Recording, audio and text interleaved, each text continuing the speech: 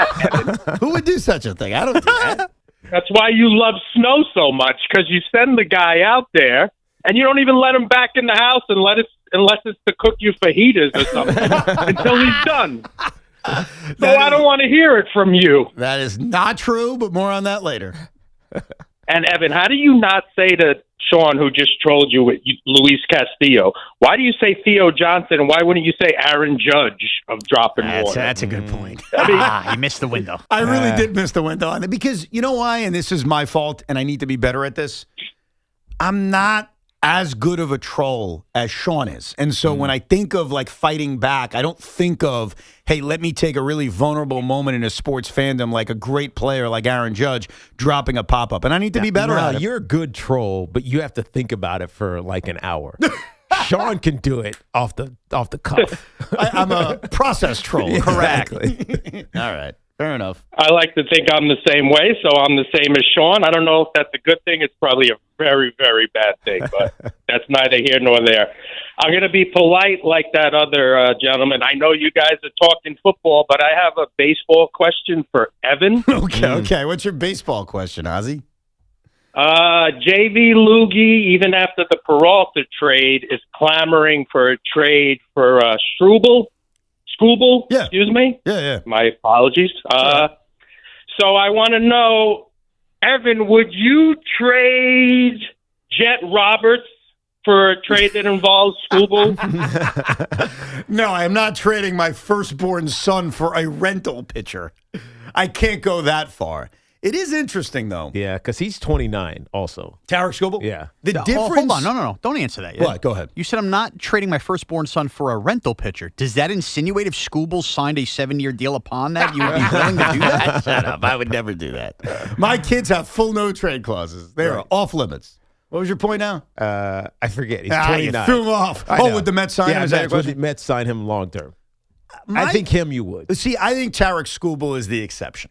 Yes. And I'm guessing here because, again, there's no track record of David Stearns extending a pitcher past 3 years outside of the offer they made to Yamamoto 2.5 years ago. But he only did it for Yamamoto, the offer. He obviously did it for Soto because they're generational type players. Yeah, and I think It's not Skubal that. Skubal's the best pitcher in baseball, and I know Paul Skeens is right there. Let's put him aside because he's nowhere near available. Yeah. Tarik Skubal's the best pitcher in baseball. He's the guy. And so I think for a guy like that, you make every exception. It's like we talked yesterday about Freddie Peralta, and I gave out, though many Met fans disagreed, my hesitation to it. It's a rental. I would have felt differently if it was Skubal because my attitude would have been, yes, it's a rental. Yes, it's a lot to give up. But my God, the best pitcher in baseball is in New York. Freddie Peralta's really good. Right. He's not the best pitcher in baseball. So I disagree with Tommy that they're going to do it because I don't think he's available. I'd be curious what the price tag looks like on a rental of Skubal. But, of course, I'm interested. He's different. Yeah. And he's one of the best. He's the best pitcher in baseball. And to possibly get him, not just for a year, but then to extend him, to me, is worth the risks of the young players you're giving. But it's going to take going to free agency because he's a Boris guy. Agreed. So it's going to take going through the year, whatever his value becomes, and now doing this extended, frustrating negotiation with Boris again. Now, when is the arbitration hearing? I think it's like before spring training, so maybe the next few weeks.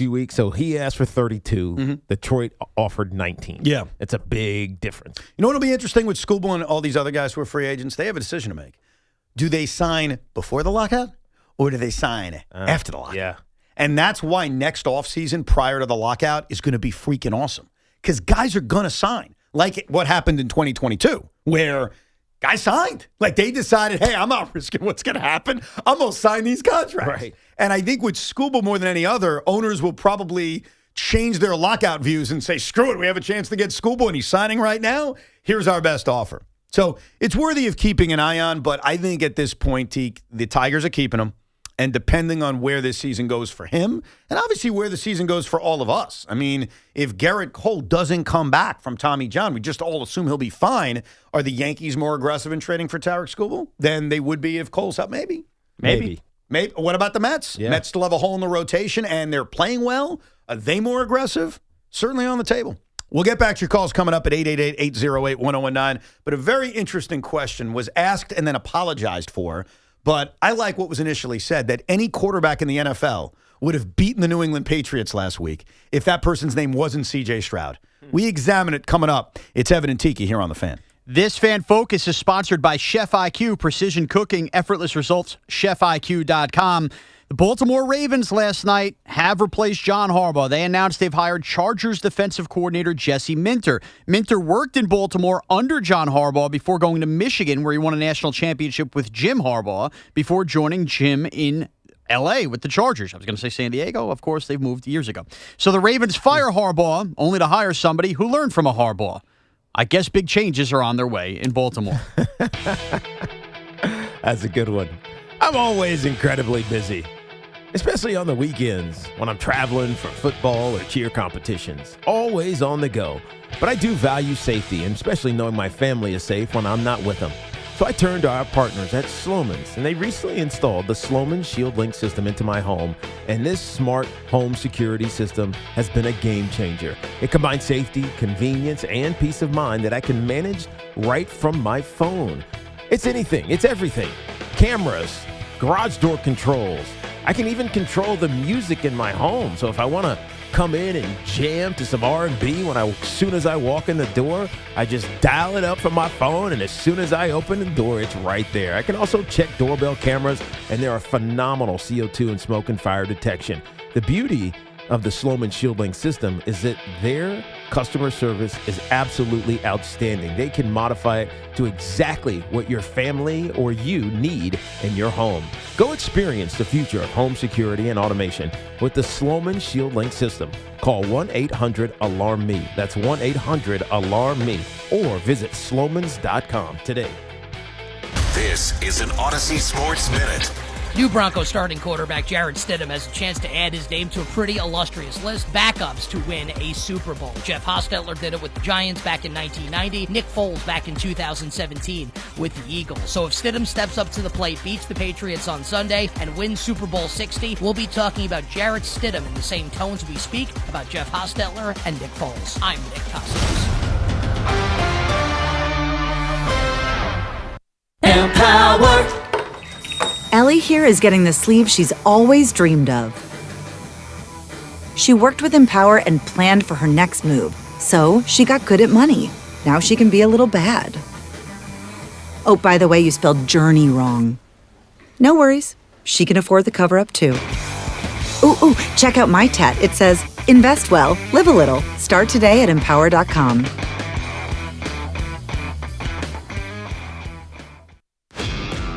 This is the story of the one. As the purchasing manager at a manufacturing plant, she knows the only thing more important than having the right safety gear is having it there when you need it. That's why she partners with Grainger for auto reordering, so her team members can count on her to have cut-resistant gloves on hand, and each shift can run safely and efficiently. Call 1-800-GRAINGER, click Grainger.com, or just stop by.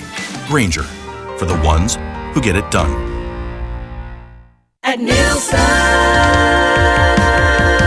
fun is in the driver's seat. Your best year starts with a savings. Don't miss the January Jumpstart event at Nielsen Dodge. That's right, Charles. We're ready to start your new year with low lease payments to get you driving. Lease a new 2026 Dodge Durango GT Plus all-wheel drive Hemi V8, just $299 a month. Or lease a new 2025 Ram 1500 Tradesman Crew Cab 4x4, just $359 a month. Or choose from hundreds of quality certified pre-owned vehicles. With zero down payment and the credit help you deserve. Come see all the great savings we've lined up so you can start your new year driving happy and hassle-free. Let the fun begin. On Route 10 in East Hanover. Online at NielsenDodge.com. A proud member of the Nielsen Auto Group. At Nielsen Dodge. Fun is in the driver's seat. Start something new sales event. With approval term Durango 36, Ram 42 months due at sign, Durango 55.99, Ram 59.54 at tax tag 498 dock and DMV fees. Operating engineers Local 825 are the men and women who make our region move. So whether it's roads, bridges, or our favorite team stadium, they build and maintain the critical transportation, water, and energy infrastructure we rely on. That's why their advocacy organization, ELEC, the Engineers Labor Employer Cooperative, fights for those priorities every day.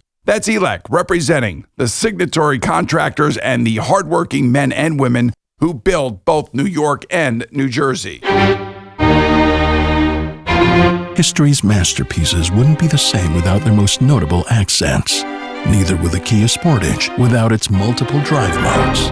The Kia Sorento without its expansive 12.3-inch panoramic display. Or the Kia Telluride without its 3 rows of spacious seating. The Kia SUVs. Kia, movement that inspires. Call 800-333-4KIA for details. Always drive safely. Limited inventory available. This is John D'Agostino from D'Agostino & Associates, the injury firm. Accident victims, I understand how an accident can turn your world upside down. You're in pain. You need medical care. You can't work. You're struggling to pay your bills, and you don't have a clue what your rights are. So what do? Call the first law firm that pops up on the internet? Look for the best website? Or say, hey, find me a lawyer? The options are endless, but the answers are simple. Ask around. Read reviews and go with your gut. Great law firms build great reputations. I built D'Agostino & Associates one client at a time by doing the right thing for accident victims just like you. Our clients know my team cares, and we're going to fight to get you every dollar you deserve. So call me today at 888-24-LAW-24. That's 888-24-LAW-24. We have offices throughout New York and New Jersey, and we'll come to you. I've been there, and I'll be there for you. D'Agostino Law. Bite back. Spreadsheets, clunky software, 100 different logins just to run your business? There's a better way. Odoo. One simple, connected platform that handles sales, inventory, accounting, and more. So you can focus on growing, not juggling. Make the switch today at odoo.com. That's ODOO.com. My name is Whitney Allen. I am a widow. My husband, Ryan, died. We never thought in a million years we'd have to use life insurance. The unexpected happened. With Ethos, it is so fast and easy. It's 100% online. You can get a quote in seconds, apply in minutes, and get same-day coverage. No medical exams, and you can get up to $3 million worth of coverage through Ethos. Get your free quote at ethos.com/radio. That's ethos.com/radio. Time spent on application may vary. Online health questions required. Our friends at Town Fair Tire remind you that at Town Fair Tire, you always get the guaranteed lowest price on name brand tires from Connecticut to Maine. Nobody beats Town Fair Tire. Nobody. The home of New York Giants football. The Fan. Runs out of the tackle, down the right sideline, cuts inside at the 5, in for the touchdown! 1019 FM WFAN. WFAN FM. WFAN FM HD1 New York. An Odyssey sports station. Something weird happened the other day, and I want to show it to you and then maybe discuss. Darren Orlovsky, who's on TV, who sometimes he's pretty good, sometimes he's annoying. It's like anybody on TV. It's like anybody on the radio. Right. I'm sure people think that about us all the time. Sometimes they're good, sometimes they're annoying. Darren Orlovsky said something that I think would be construed as a hot take on Monday. Right. And then decided to apologize for it a few days later, which I thought was weird because I thought his hot take was really interesting and actually made me start working and making a list and debating if what he is saying, as crazy as it sounds off the top, is actually true. So before we get into that, here's the comment Dan made that he felt he needed to apologize for regarding C.J. Stroud and his performance against the New England Patriots. If you're Houston, you win that game with 31 other quarterbacks. Pretty simple, straightforward. I have any other quarterback, I win. See, Tiki's doing the same thing I did. You're thinking. You're like, let me think about that. Is it a true statement? Ponder. Yeah. But then for some reason, Dan Orlovsky came back the next day or 2 days later and said this. I want to go back to Monday morning because on Monday morning after the Patriot-Texans game, I went on and said, Houston wins that game with 31 other quarterbacks. I want to publicly apologize to C.J. Stroud. I crossed the line. Crossed the line? You really didn't cross a line. You didn't say he's a horrible human. He had a bad day. Yeah. And they were in it with 6 or so minutes left, despite his horrible day. Correct. So in some ways, Dan is not wrong, even though I think the number is wrong. Well, he should have said like 15. Well, let's take it to where my brain went and tell me if I'm wrong. And I'm not going to apologize the way Dan pushed it, even though I give Dan credit. I think his initial opinion is really interesting. Right. It's not accurate. It's not right. Well, I don't know. I think it may be, and here's why. Here are the 31 other quarterbacks. Well, let me start with one. Yours is certainly the one you have to start with. Yeah, Justin Fields. Right. The Texans win the game. The Texans win the game if Justin Fields is the quarterback. At least 30. The Texans win the game if Justin Fields is quarterback. They're wrong. No, he doesn't. How many times did Justin Fields turn the ball over? Four interceptions. How many interceptions did he throw, period, this year? Yeah, but the difference is they would have thrown less, and he would have been tackled behind a line of scrimmage, and they still wouldn't have gained any yards. You're making that assumption. And I would argue that he if couldn't throw the football. Sean, if they didn't turn the ball over, even if they got Fieldsian quarterback play, they probably win. Did you watch the game? I did watch the game. Yeah. I think it's a different game plan, and Fields loses it anyway. If he's not turning the ball over, when you have a defense as dominant as that, and that's all I'm asking, just don't turn the ball over. I think they win. Yeah. I think if Justin Fields is the quarterback, they win the game. He had 4 interceptions in the first half. Yes. The better thing is I think they win the game with Tyrod Taylor as the quarterback. Well, look, we started with one. Yeah. Like he said 31 other quarterbacks, and I went to my worst. Like I went right to Justin Fields because I said to myself, if I can just say, nah, they don't win with Justin Fields, then I'm already off to a good start in proving that Dan is wrong. But when I thought about it, and obviously Sean disagrees, I'm curious what you're going to think now. Don't you think that if Justin Fields is the quarterback, they actually do win that game? Am I nuts? I don't know. I just have seen too much bad Justin Fields this year to give him enough credit to think that he could win that game. You're probably right because they won't do anything. They'll just run the football. And that's all you needed to do. And punt. Bro, that's all they needed to do. I get they didn't run the football well, but guess what I'd argue? C.J. Stroud had 2 carries for 11 yards. You think Justin Fields would have done that? Okay, Dylan Gabriel, no. He's their backup. Cam Ward as a rookie. Well, go to Shedeur Sanders because he said 31 quarterbacks. Well, we just went to the backups of the Jets and the Cleveland Browns. We didn't go to their starters. I don't know. Shedeur Sanders might have thrown 3 interceptions. I agree. That's why I said Justin Fields. Well, hold on then. You got to ask Brady Cook then. If you're including Justin Fields, and Dylan Gabriel's allowed to be included. Well, hold on. He said 31 other quarterbacks. Right. He didn't say 50. He said 31. So you're picking one starter from each team. That's exactly the process. No, but I just gave you, and I think you'd agree, 2 quarterbacks from the Jets who, if they start that game, they probably win in Tyrod Taylor and Justin Fields. Do you disagree with that? Teak, do you disagree with that? So my point is, I'm just stuck on the number because the number is wrong. 31? Yeah. We're already at the 2. I've already gotten rid of 2. So whoever the quarterback was in Cleveland is not winning. Yeah, but I just gave you 2 Jet quarterbacks. I know, but forget the Jet quarterbacks right now. I'm just trying to get well under 31. It's not going to be well. No, it's not going. You're not going to get there. And I'll tell you why. Geno Smith. No. Geno Smith does not win. He does the same thing. Hold on. He led the league in interceptions, didn't he? All we got to do is get to 31. Do you agree Justin Fields and Tyrod Taylor qualify?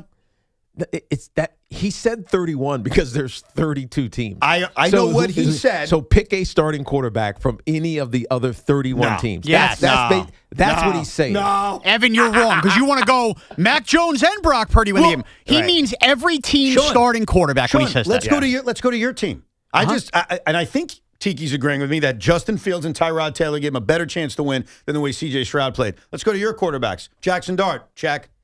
Jameis Winston, well, I don't know about that. Because Jameis could throw the picks. He could have a great day and light him up, or he could lose. I know, but did you see how bad C.J. Stroud was? I know, but this is the Evan. Evan, I got to stop you. Your brain sometimes does this. Right. You know what Orlovsky meant. You're overthinking it. You know what he meant. I'm not. No. I can name 31 quarterbacks that would have won the game with. But he's not talking about 31 quarterbacks. What Dan is talking about was the starting quarterback on 31 other teams.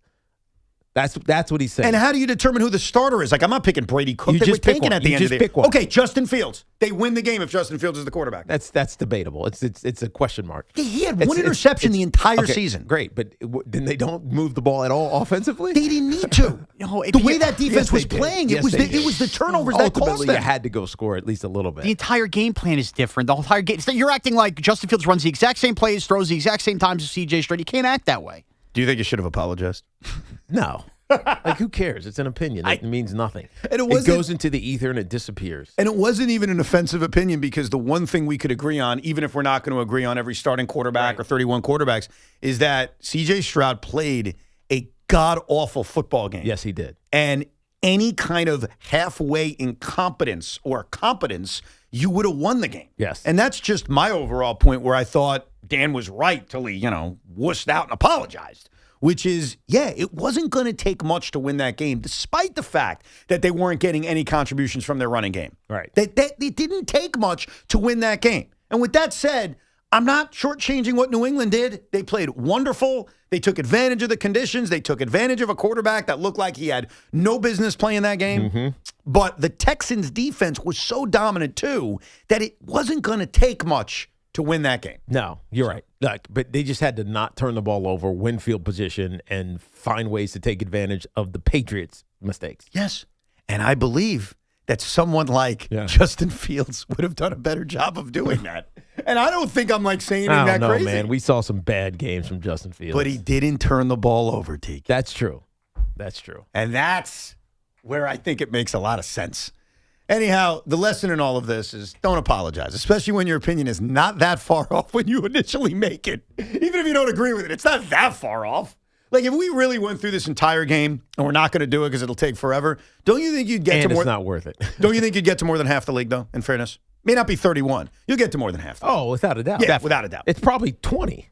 There you go. But it's not 31. Yeah, it's a little, It's potato. It's actually probably 25. You're moving closer. I know, because I am. I mean, it's Geno. It's whoever the Cleveland quarterback is. Does Phillip Rivers win a game? Yes. Yes, they win the game. Yes, he does. Yes, he does. I don't know, man. Daniel Jones on one leg wins that the game. Patriots defense? It's not about shortchanging them. It is. It's a compliment to the Texans defense. Don't take this as I'm Yes, crapping I on the know. Patriots. It's the Texans. It's that. Yeah, but if you're gonna involve one half, you have to involve the whole side of the whole team.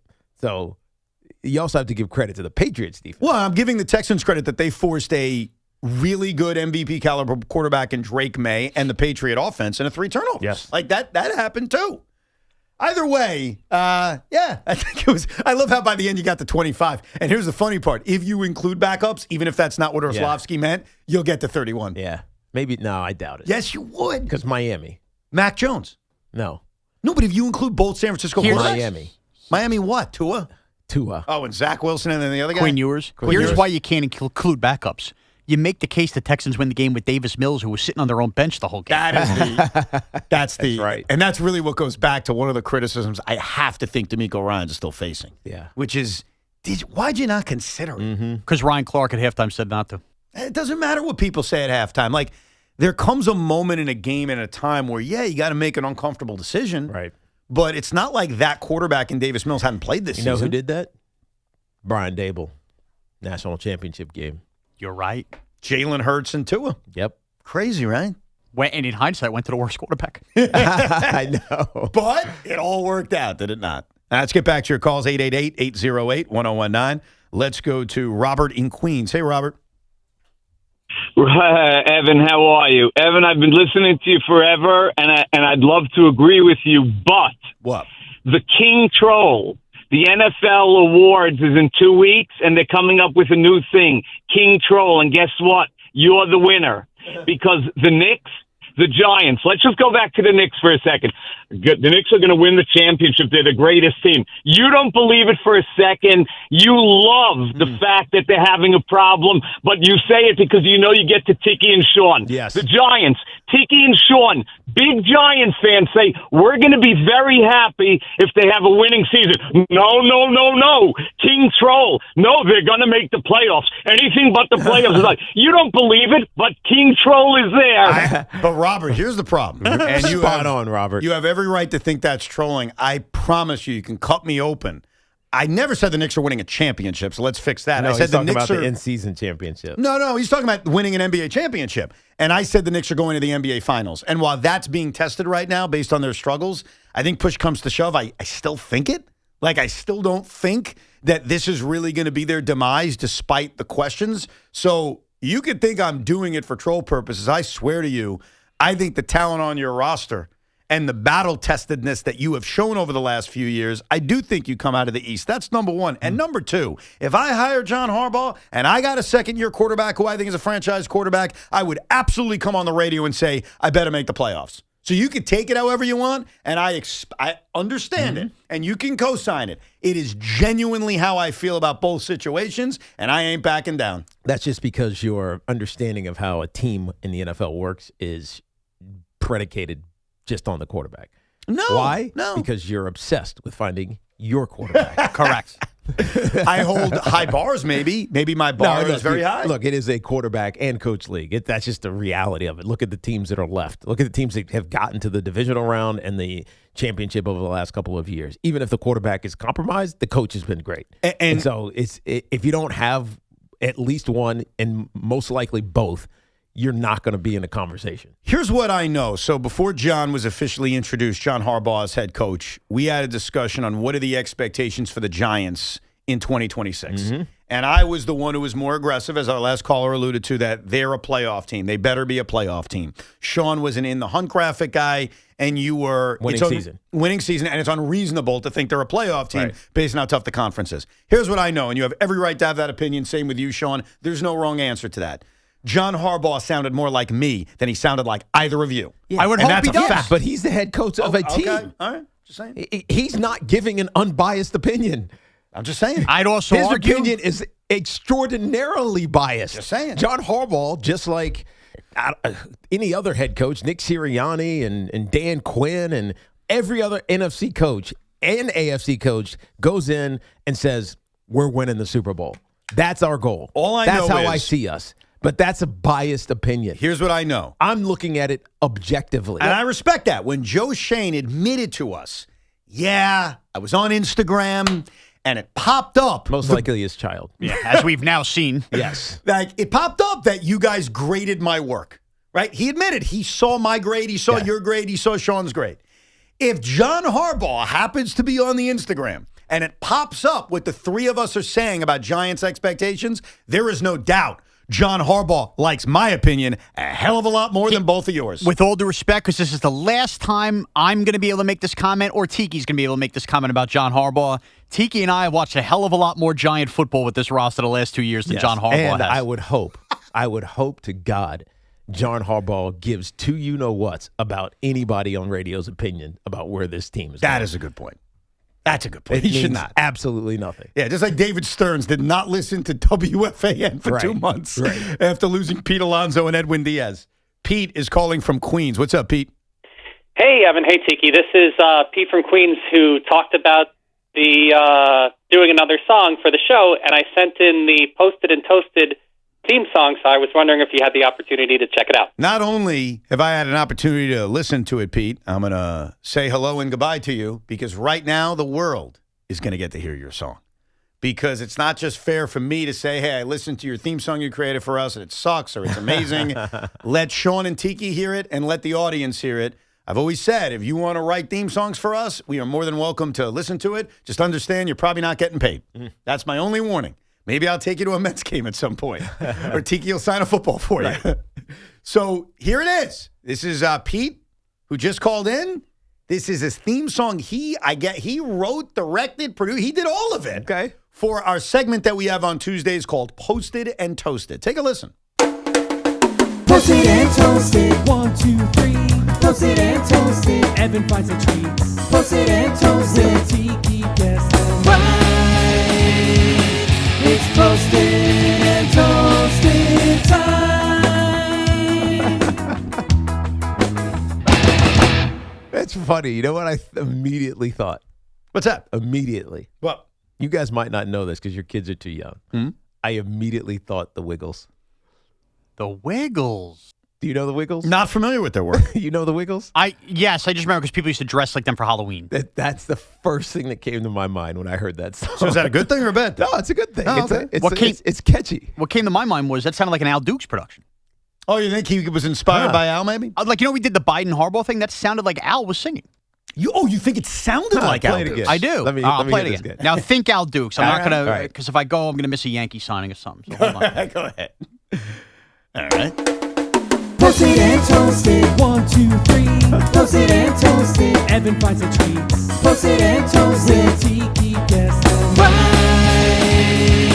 It's posted and toasted time. I can see it. I do. I hear it. Yeah. But he says 1, 2, 3 the first time. Yeah. It sounds like Al Dukes. I can see it. You're right. So vote like a democracy. should that be at least in the wheelhouse we of posted we and need toasted? some other options, but I like it. All right. I like it. If I had one minor complaint, I'm not sure if this is something he could take care of. I just need the vocals up a little higher. The music kind of drowns him out a little. Okay, fair enough. But I think it's good. All right. So, Pete, if you're listening, Sean's made a producing request. Boost the vocals. Boost the vocals. I don't think that's unreasonable. And then you're good to go. But good job. Yeah. And we appreciate the effort, man. That was pretty cool. Let's go to Mike in Delaware. Hey, Mike. Hey, how you guys doing? What's up, man? Yeah, I am so happy you guys got the 10 o'clock slot because that's when I do most of my driving. Oh, nice. So I've been a Jet fan since '69. My dad, we didn't have a TV back then, but we actually saw the Super Bowl, and we actually listened to it on the radio. My dad actually recorded it. Wow, pretty interesting. That's pretty cool. So, but yeah, so my question is, I was like really pissed off when Aaron Rodgers came to the Jets because I knew we did not have a franchise quarterback. Everyone else in the AFC East had a franchise quarterback, and I knew this was going to be a doomed season. So my question is now, we're not going to pick a quarterback, in the second pick. Who do you guys look to see who's a good candidate for that second spot? Because I'm getting a lot of, They got it. I'll tell you right off the top. Right. And there's a lot of names we'll throw at you over the next few weeks. Like Orville Reese is probably the hot name. Yeah. Ruben Bain's another name. Yep. They got to go defense. Yeah. Just based Definitely on defense. how many pieces they need to refill since they traded Sauce and since they traded Quinn and just the talent on the roster. Like, I look at the Jet offense as almost set. They just need the most important part, which is a quarterback, and obviously some depth at the wide receiver position. The defense needs literally everything, or it feels like they need everything. I'm trying to think, like, where are you most stable defensively? Edge rusher, if Will McDonald. I mean, are you going to pay Jermaine Johnson and Will McDonald? That's a big part. That's a big question. Right, because, you have Jermaine for another year. I like A.Z. Thomas at corner, but, he was hurt part of last year. You picked up the fifth-year option for Johnson, so you still have him for a year. By the way, let me just jump in on one thing. I don't think that matters. Like, just your point about where are they most stable? Right. Best defensive player, period, stop. That's it. They are so bereft of talent and not good enough in any individual area, Teak, that I don't think that matters. Best player. That's it. I think you're right. And you're going to have the pick of the litter. You have every one of those guys is going to be available. No, absolutely. Unless the Raiders surprise us. Well, which I doubt. Dude, I was so depressed. Fernando Mendoza went on with Jimmy Fallon last night? Jimmy Fallon is like doing sports lately, and he's got me watching now. Good. Because he had Josh Hart on, and I asked you, hey, what'd you think of that? Well, smart. He had Fernando Mendoza on. Well, the most watched TV events are the NFL and college football. Oh, yeah, you're right. It's smart to do this. At 100%. Yeah. Well, I don't know why they don't do it more often. They should do it more often. And Fernando Mendoza was so charming and entertaining. And then the other reason I want him here, besides all that, and he's really good, he said something that had me thinking for like 45 minutes. Are you ready? Go ahead. I'll play it for you. So he's talking about that play, the athletic play where the touchdown, the touchdown where he runs people over, 21-yard touchdown or whatever it was. So 24, I think. He's describing the play. Jimmy Fallon's like, take us through that play. And there's a little thing he says in the middle of this that like jumped out at me and caused a huge debate in the Roberts household. And even Sean and I were arguing about it. I don't even know if you're going to pick up on it. But ladies and gentlemen, here's Fernando Mendoza from Jimmy Fallon. It's a running play, and I'm a quarterback. I'm a passer. So at first I'm like, okay, here we go. And I'm supposed to run left. And all of a sudden, some instinct tells me, let's run right. So it's like when you miss your exit on maps, and you're like, oh, shoot. Like, you're like, who? Oh, shoot, here we go. But luckily, it was the exit to a touchdown. Yeah. And then, like you said. Do you know what jumped out at me? What? He said shoot? No. Who uses maps? Don't you use like Google Maps? Maps is like the most basic. What is map? What is map? Okay. Exactly. He don't even know what maps is. So Tiki, Evan and I debated this before the show. I said to him, "Oh, everybody uses Google Maps," and then I went to pull out my phone and pull up how I get to work, and I realized, no, I use Maps. I think I call it Google Maps, but it's just labeled on your iPhone as Maps. Now, gives you multiple routes, everything. I've never even used anything else. I haven't used Maps. You have an iPhone? Yeah. It's the default Maps. Is it called Maps? Yes. Yeah, I never realized what it was called. I just always called it Google Maps, but it's just called Maps. I haven't used Maps in it's 10 not years. Google. No, it's different. I know it's not. Google Maps is something completely different. Well, I actually have, it's an app. It's a separate app. Yeah, you have to download it. Yes. It's when I first got an iPhone like 15 years ago, I used Maps. And I had a friend of mine Google correct and Apple me. are competitors, by the way. I know, and it never even clicked with me. Yeah. A friend of mine corrected me and said, don't use Maps. I was like, what are you talking about? It just gets me from one place to another. He's like, you got to use Google Maps. And I started using Google Maps. Why? What was that? Why did he suggest that? He just said it was better. And then when I started using Google Maps, he was spot on. It's just a cleaner app. It's a better app. I know where I'm going. I see it, the traffic path. It's just freaking amazing. And I've never gone back. And I thought Maps was defunct. Like, I thought they got rid of it. Then there's the other one. What's the other one that everyone also loves now? Waze or Waze. Waze. It's Waze. It's I not can't Waze. stand. They get you off an exit. You never save any Waze time. is terrible in New York City. Why is that? Because of the buildings. It disrupts the signals from the cars that go back to the app that tell you how much traffic So there is. they're not accurate with the traffic? Not in the city. Oh, so if you, okay. Because I've had it advised to me you got to use Waze, and every time I use it, You I can just use it hate in it. Westchester. Yeah, but you don't use it in the city. See, I didn't even know that it wasn't accurate. My issue with Waze is it's clunky looking. It looks like a cartoon. It is clunky. I'm not trying to watch a cartoon. I'm trying to get from one place to the other. And so I was just enamored. Wow, Fernando Mendoza is such a simpleton. He uses Maps. But all right, so this is called Maps. And this is a question I can't answer with your phone. I use like Apple CarPlay, and it pops up on my screen. Yes.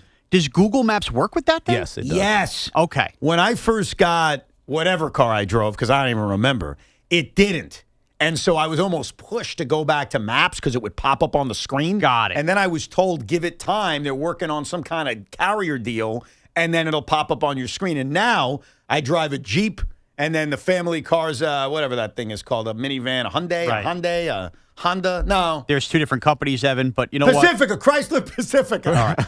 It's a little different. And it pops up on your screen, which is ideal. Right. So Right. Google Maps does do that. Okay, because Maps does it too. I don't know. Maps it'll tell me, hey, if you want to change your route, you'll save 10 minutes here. It's Right. really clean. It's a clean looking app. I just always called it Google Maps. I didn't realize it was just Maps. No, it's completely different. So I'm Team Mendoza now. Draft him. I guess. He is such a likable guy, though. Yeah, he is. Like, even the innocence of describing that play, he's just, I think that's the personality almost the Jets need. Like that innocence, that optimism, that smile. Nah, you need a guy who's a dog. What? Guy's going to take control, be the man. So you don't think this Everybody knows it. You don't think this would work in New York then? Is that what you're saying? I'm talking about for the Jets. Well, I'm talking about the Jets. You already Yes. have a quarterback. I'm not talking about you. I'm talking Who's about the Jets. antithesis of that. Yeah, but I'm not talking about you. You're like Sean right now. I'm talking about my team. I know. I'm just You saying. have a quarterback. You're boring in this conversation. We have a dog. Mendoza's like an allergy-free doodle. Does he even cuss? No. No shot. No, he doesn't have a girlfriend either. He explained that one too. What? Yeah. He said, I don't have the audio of this. I apologize. But he explained that it would take too much focus away from football. And his priority is football. How about that? Okay. Man, that wrist has to be achy. Yeah, lots of shots he's taken in the game. Yeah, from all the throw. Yeah, of course. We'll come back with your calls at 888-808-1019. Plus the Sean Payton guarantee the Denver Broncos are going to the Super Bowl. We'll make our picks on the games tonight as well. And a lot on the table. Sam Darnold trying to make Jet fans' life miserable. It's Evan and Tiki here on The Fan. Those of us living in New Jersey got hit with a 20% electric rate increase. If your current heating system is over 15 years old, it's time for a new high-efficiency Carrier system. There's only one company to call for a new one. My friends at Edison Heating and Cooling, New Jersey's heating experts for over 38 years. Older systems waste gas, so get yours checked now and save money with Edison Heating and Cooling. Contact them at edisonhvac.com. That's edisonhvac.com. This portion of the program was brought to you by DAZN and by your local Mazda dealer. Two global superstars in their prime square off at Madison Square Garden. Here we go. Tiafimo, the Brooklyn-born king of 140, looks to retain his world title as Shakur steps up to become a 4-division world champion. Don't miss Lopez versus Stevenson, January 31st. Watch only on DAZN. Make the smart choice, the Mazda CX-5. With standard all-wheel drive, advanced safety, and effortless handling, there's more to a Mazda than meets the eye. Lease your 2025 Mazda CX-5 for only $209 a month and elevate your journey wherever the road takes you. Visit your local Mazda dealer or MazdaUSA.com. It's Dunkin's world and you're living in it, which means breakfast is easy and costs $5 with Dunkin's $5 meal deal. You get 6 crispy hash browns, a wake-up wrap, and a medium hot or iced coffee. Whatever your mood calls for. Bring your friend, your brother, your mother, your cousin, or just bring yourself. Because at Dunkin', they make deals for everyone. Get Dunkin's $5 meal deal only at Dunkin'. No substitutions. Participation in times may vary. Offer price varies in California and Hawaii. Limited time offer cannot be combined with other offers. Exclusions and terms apply. Ready for action, basketball fans? BetMGM, an authorized gaming partner of the NBA, is giving players another reason to hit the court this season. BetMGM is adding extra excitement to every basket, every slam dunk, and every buzzer-beating shot with special promotions, new features, and more. Log in throughout the season to find odds boost tokens, no sweat tokens, and same-game parlay boost tokens in your account to amplify your winnings. Enjoy enhanced product features like Dark Mode 2. Log in to BetMGM, an authorized gaming partner of the NBA, all throughout the basketball season to see what's new. BetMGM and GameSense remind you to play responsibly. Gambling problem? Call 1-800-GAMBLER. See BetMGM.com for terms. 21 plus only. New Jersey only. Existing customer offer subject to eligibility requirements. Rewards vary and expire in 7 days. Hey, sorry I missed you. Your call is very important to me. Just not as important as the New Jersey Lottery's Green Ball promotion being back on Pick 3 evening drawings. See, if the green ball's drawn, that's a free second chance to win? So, yeah, you get it. It's only through February 1st, though, so try me after then? Must be 18 or older to buy a lottery ticket. Please play responsibly. If you or someone you know has a gambling problem, call 1-800-GAMBLER. For game odds and promotion details, visit njlottery.com/pick3. History's masterpieces wouldn't be the same without their most notable accents. Neither would the Kia Sportage without its multiple drive modes. The Kia Sorento without its expansive 12.3-inch panoramic display. Or the Kia Telluride without its 3 rows of spacious seating. The Kia SUVs. Kia, movement that inspires. Call 800-333-4KIA for details. Always drive safely. Limited inventory available. This is the story of the one. As an HVAC technician, he and his digital multimeter are in high demand. So when a noisy office HVAC turns out to be a failing blower motor, he doesn't break a sweat. With Grainger's easy-to-use website and product information, he selects the product he needs to keep everything humming right along. Call 1-800-GRAINGER, click Grainger.com, or just stop by. Grainger, for the ones who get it done. Cats are masters at using up their 9 lives, like chasing laser pointers into walls or jumping onto high shelves. But the one thing cats never do, text while driving. So be like a cat and protect your one and only life. Don't text and drive. Don't drive distracted.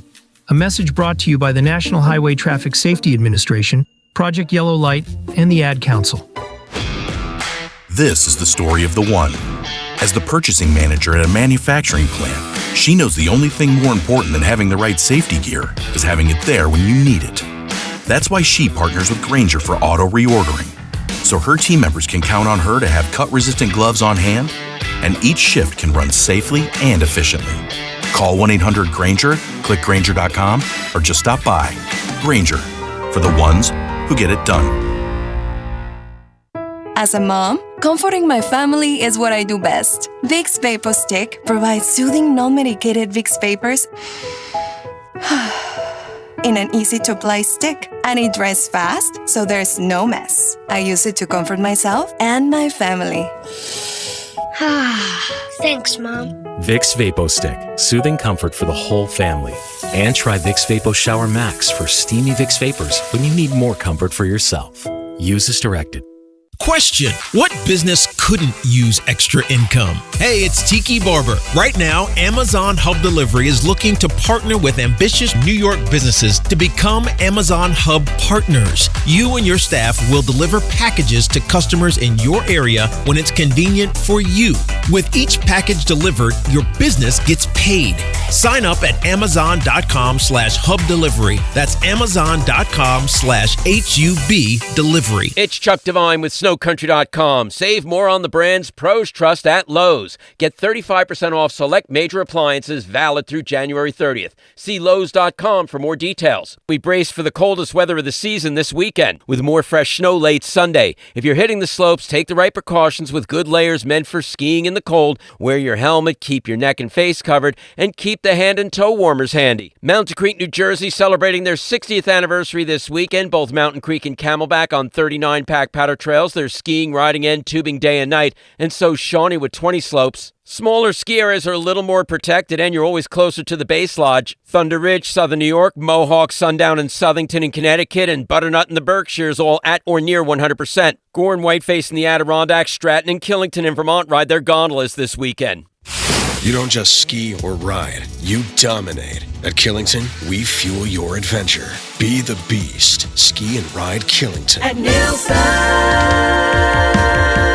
fun is in the driver's seat. Your best year starts with a savings. Don't miss the January Jumpstart event at Nielsen Dodge. That's right, Chels. We're ready to start your new year with low lease payments to get you driving. Lease a new 2026 Dodge Durango GT Plus all-wheel drive Hemi V8, just $299 a month. Or lease a new 2025 Ram 1500 Tradesman Crew Cab 4x4, just $359 a month. Or choose from hundreds of quality certified pre-owned vehicles. With zero down payment and the credit help you deserve. Come see all the great savings we've lined up so you can start your new year driving happy and hassle-free. Let the fun begin. On Route 10 in East Hanover. Online at nielsendodge.com. A proud member of the Nielsen Auto Group. At Nielsen Dodge. Fun is in the driver's seat. Start something new sales event. With approval term Durango 36, Ram 42 months due at sign, Durango 55.99, Ram 59.54 at tax tag $498 dock and DMV fees. For all station contest rules, go to WFAN.com/rules.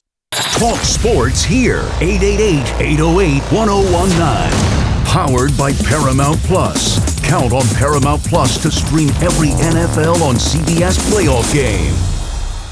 One of the perks of being a season ticket holder for the teams I am season ticket holders for is that I see like the letters that they write or the price increases right away. I am not a season ticket holder to the New York Football Giants, but I know people, and I have just been handed the letter that just went out to Giant fans from Coach John Harbaugh. Would you want me to read the letter? Of course. Do you find that interesting? I do. Sean, would you like to hear a letter? Yeah, a letter from my coach? It's not to you because you're not a season ticket holder. That's all right, but maybe in the future I would be. This could sell you. Here we go. Yeah, you just got to retire first. I hope this letter finds you and your family well. I wanted to reach out directly to you and share how excited and deeply honored I am to be the head football coach of your New York Football Giants. I come from a football family, and I have deep respect for the history and tradition of this organization. I wanted this job. I wanted to be on the biggest stage in the biggest sport with one of the most respected franchises in the history of the NFL. The Giants embody everything great about professional football. Tradition, toughness, pride, an unbreakable bond with the greatest fans in the world. My vision is simple. We will develop a disciplined, resilient, and prepared team. One that plays with passion, physicality, and an unrelenting love for the game. We will fight for every yard and every opportunity to make you proud, building a culture of excellence that honors our legacy while charging into an exciting new era. Thank you for your unwavering support. I can't wait to see you at MetLife Stadium, feel your energy and passion, and deliver the football you deserve. Also, I'm raising your ticket prices 40. I'm just kidding. That's what I added. Leading your team is a profound privilege. Let's work together and build something great. Go Big Blue with gratitude and determination, John Harbaugh. How's that make you feel? That's inspiring. Yeah. We're back. Now, give us your money. You know, I mean, it's great, but it's in the middle of the offseason, so it's like. Doesn't do it for you? Yeah, okay. I asked the guy who sent this to me, who's a diehard Giant fan, obviously, how he feels, because he's been very jaded over the years. And I'm sure he wouldn't mind me reading what he said back to me. Not going to put his name to it, so I keep it private. I'm emotionally tempered in all my fandoms these days. It'll be great if they don't stink anymore, but life goes on if they do. Generally speaking, and this is the best part. But he appreciated it. Of course. Generally speaking, when something like this is universally lauded by fans and media, it never goes as planned. We'll see what happens. That part is very, very true. Well, I'm not lauding. I'm just saying, okay, whatever. I want to see football. No, you are lauding it. I'm not lauding. I think it's great that he did this. Just like I think it's great when guys who exit, they write this thank you letter to the cities that they were just in. He means lauded the hire. Like everyone loves something. Right. Oh, of course. Yeah. Yeah. And right. like I get that. I totally understand that skepticism because it is really true that it feels sometimes in sports like when we all feel a certain way, the opposite happens. Well, I don't know, man. Think about Mike Vrabel going to the the Patriots again. Yeah. That was lauded. No, you're right. It was a no-brainer. But that's also not us. That's also not New York. Yeah. No, I generally think you're right, though. Like, we think that, but Tom Coughlin was lauded. Like this? I mean, I don't think it was met with the same. Maybe because you weren't in as dark of a place as they are now. You guys were in a Super Bowl 4 years earlier. Right. And in the playoffs 2 years earlier. Right, exactly. and should have gone much deeper, obviously. I tend to agree that when something is universally lauded, it doesn't work out. But then there's also things that are very close to sure things. And you're hiring a Super Bowl winning head coach. You're hiring a guy that had such a great, consistent run in Baltimore that it's as close to a sure thing as anything. Yeah. I think it's a surer thing than acquiring a superstar in sports because a superstar in sports could get hurt and everything could be derailed. They could tear their Achilles and it's all over, as we saw with Aaron Rodgers. It's a coach. He's not forgetting how to coach, So I understand that thought of when everyone loves something, it doesn't work out. But when you are talking about a head coach of a football team, I think it is one of the surest of things. Like, we all universally when lauded. he's successful, right. Yeah, we all universally lauded Bill Parcells being hired by the Jets. It worked. Maybe it didn't work out as long as we had hoped, but it worked. So I do understand it, but I disagree with it. Either way, you guys should be pumped up. I'm really fired up, Evan. Let's go. Now, one last thing before we get to your call. Speaking of coaches and pumping their fans up, Sean Payton said something the other day, and it's being kind of debated if this is a guarantee or not. Sometimes guarantees in sports are obvious. Like when Mark Messier says, I guarantee we're going to win this game. Yeah. That's a guarantee. And sometimes it's like, is that a guarantee? I'm not really sure. This is Sean Payton at his press conference the other day being asked, hey, what's your message for the fans? Because remember last week he kind of told the fans, hey, get loud as they're breaking the huddle, or I think as they're going into the huddle. Everybody gets loud when they come out of the huddle before the play. Get loud when they're in the huddle so they can't hear. And by the way, that was a factor. 100%. Even though it wasn't mentioned on the broadcast. No, it's a bad job by them. Mm-hmm. Who's doing that game again? I don't remember. Which game was this? The Bill game. It was CBS. Oh, it was Nance and Romo. Nance and Romo. What a surprise. I shouldn't have even asked. Anyhow, Sean Payton was asked, what's your message this week? And tell me if you take this as a guarantee that the Broncos are winning on Sunday. Okay. Coach, for about the past month, you've had a message to fans every single week about noise. Do you have a message for them this week with it being the final game? Well, they're going to have plenty of rest after this one. 2 weeks. Oh, guarantee? No, it's not a guarantee. It's just a message.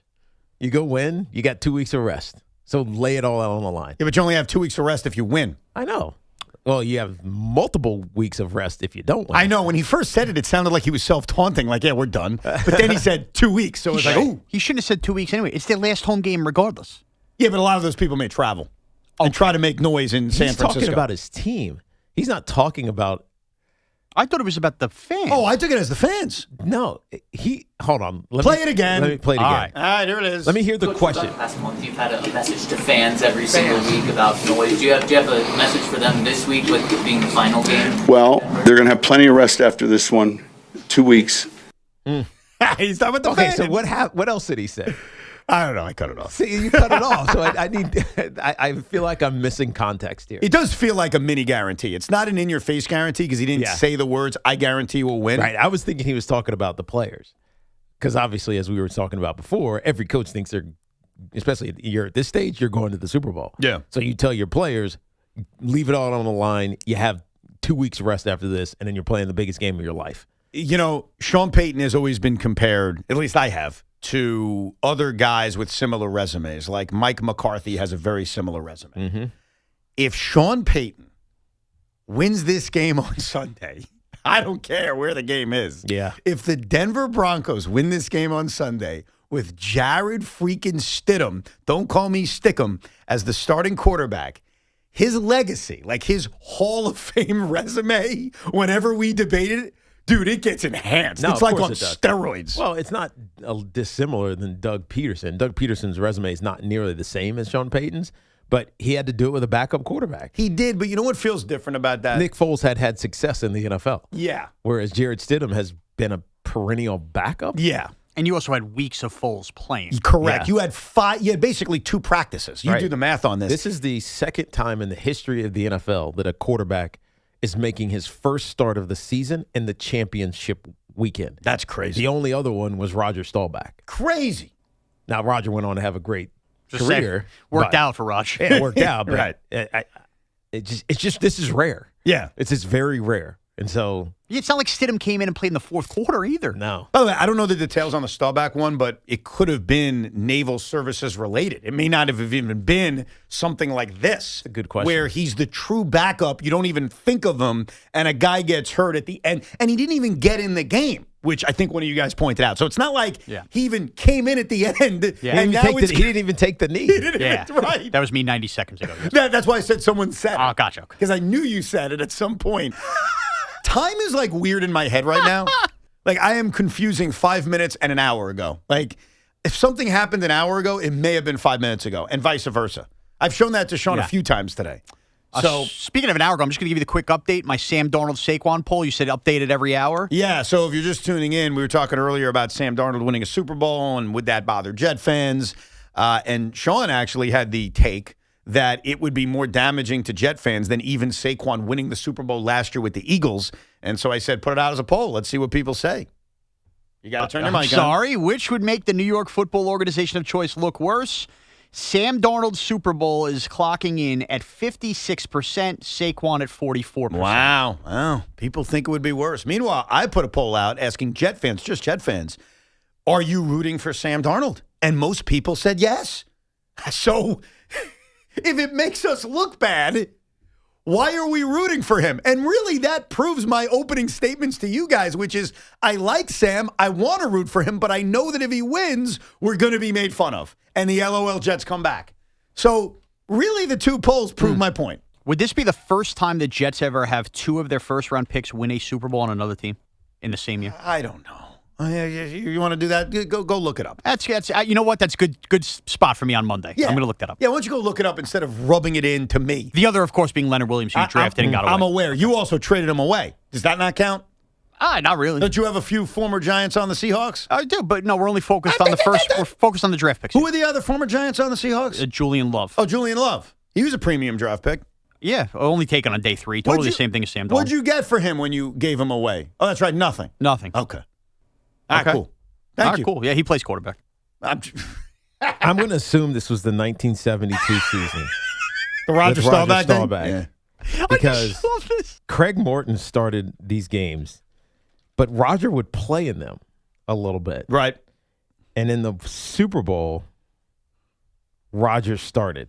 Craig Morton must have gotten hurt in the divisional round of that year. Because I don't think they played in. I think they both played throughout the season. Yeah, I don't think your factoid is right. No offense, because aren't you saying that first?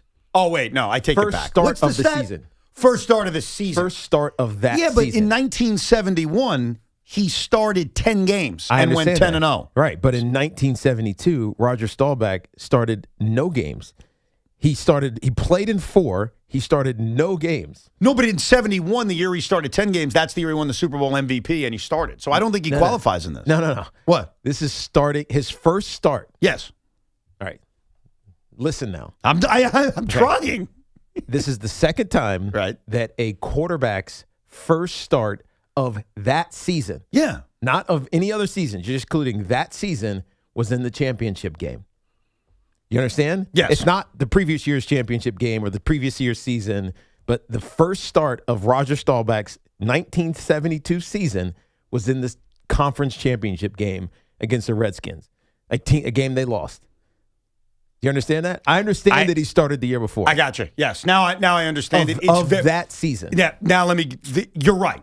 The context is when Roger Staubach made his first start of the 1972 season, which was in the playoffs in a conference championship game. You're 1,000% right. He had previously won a Super Bowl MVP. Yes. Yes. So it's like it's not even the same. True, but it's like so different. It's disjointed because he was already a Super Bowl winning quarterback. Right. He had started multiple games. Gotcha. I'm sure there was some injury or whatever. And in the season that his first start came in the championship game, he played in the games prior. Right.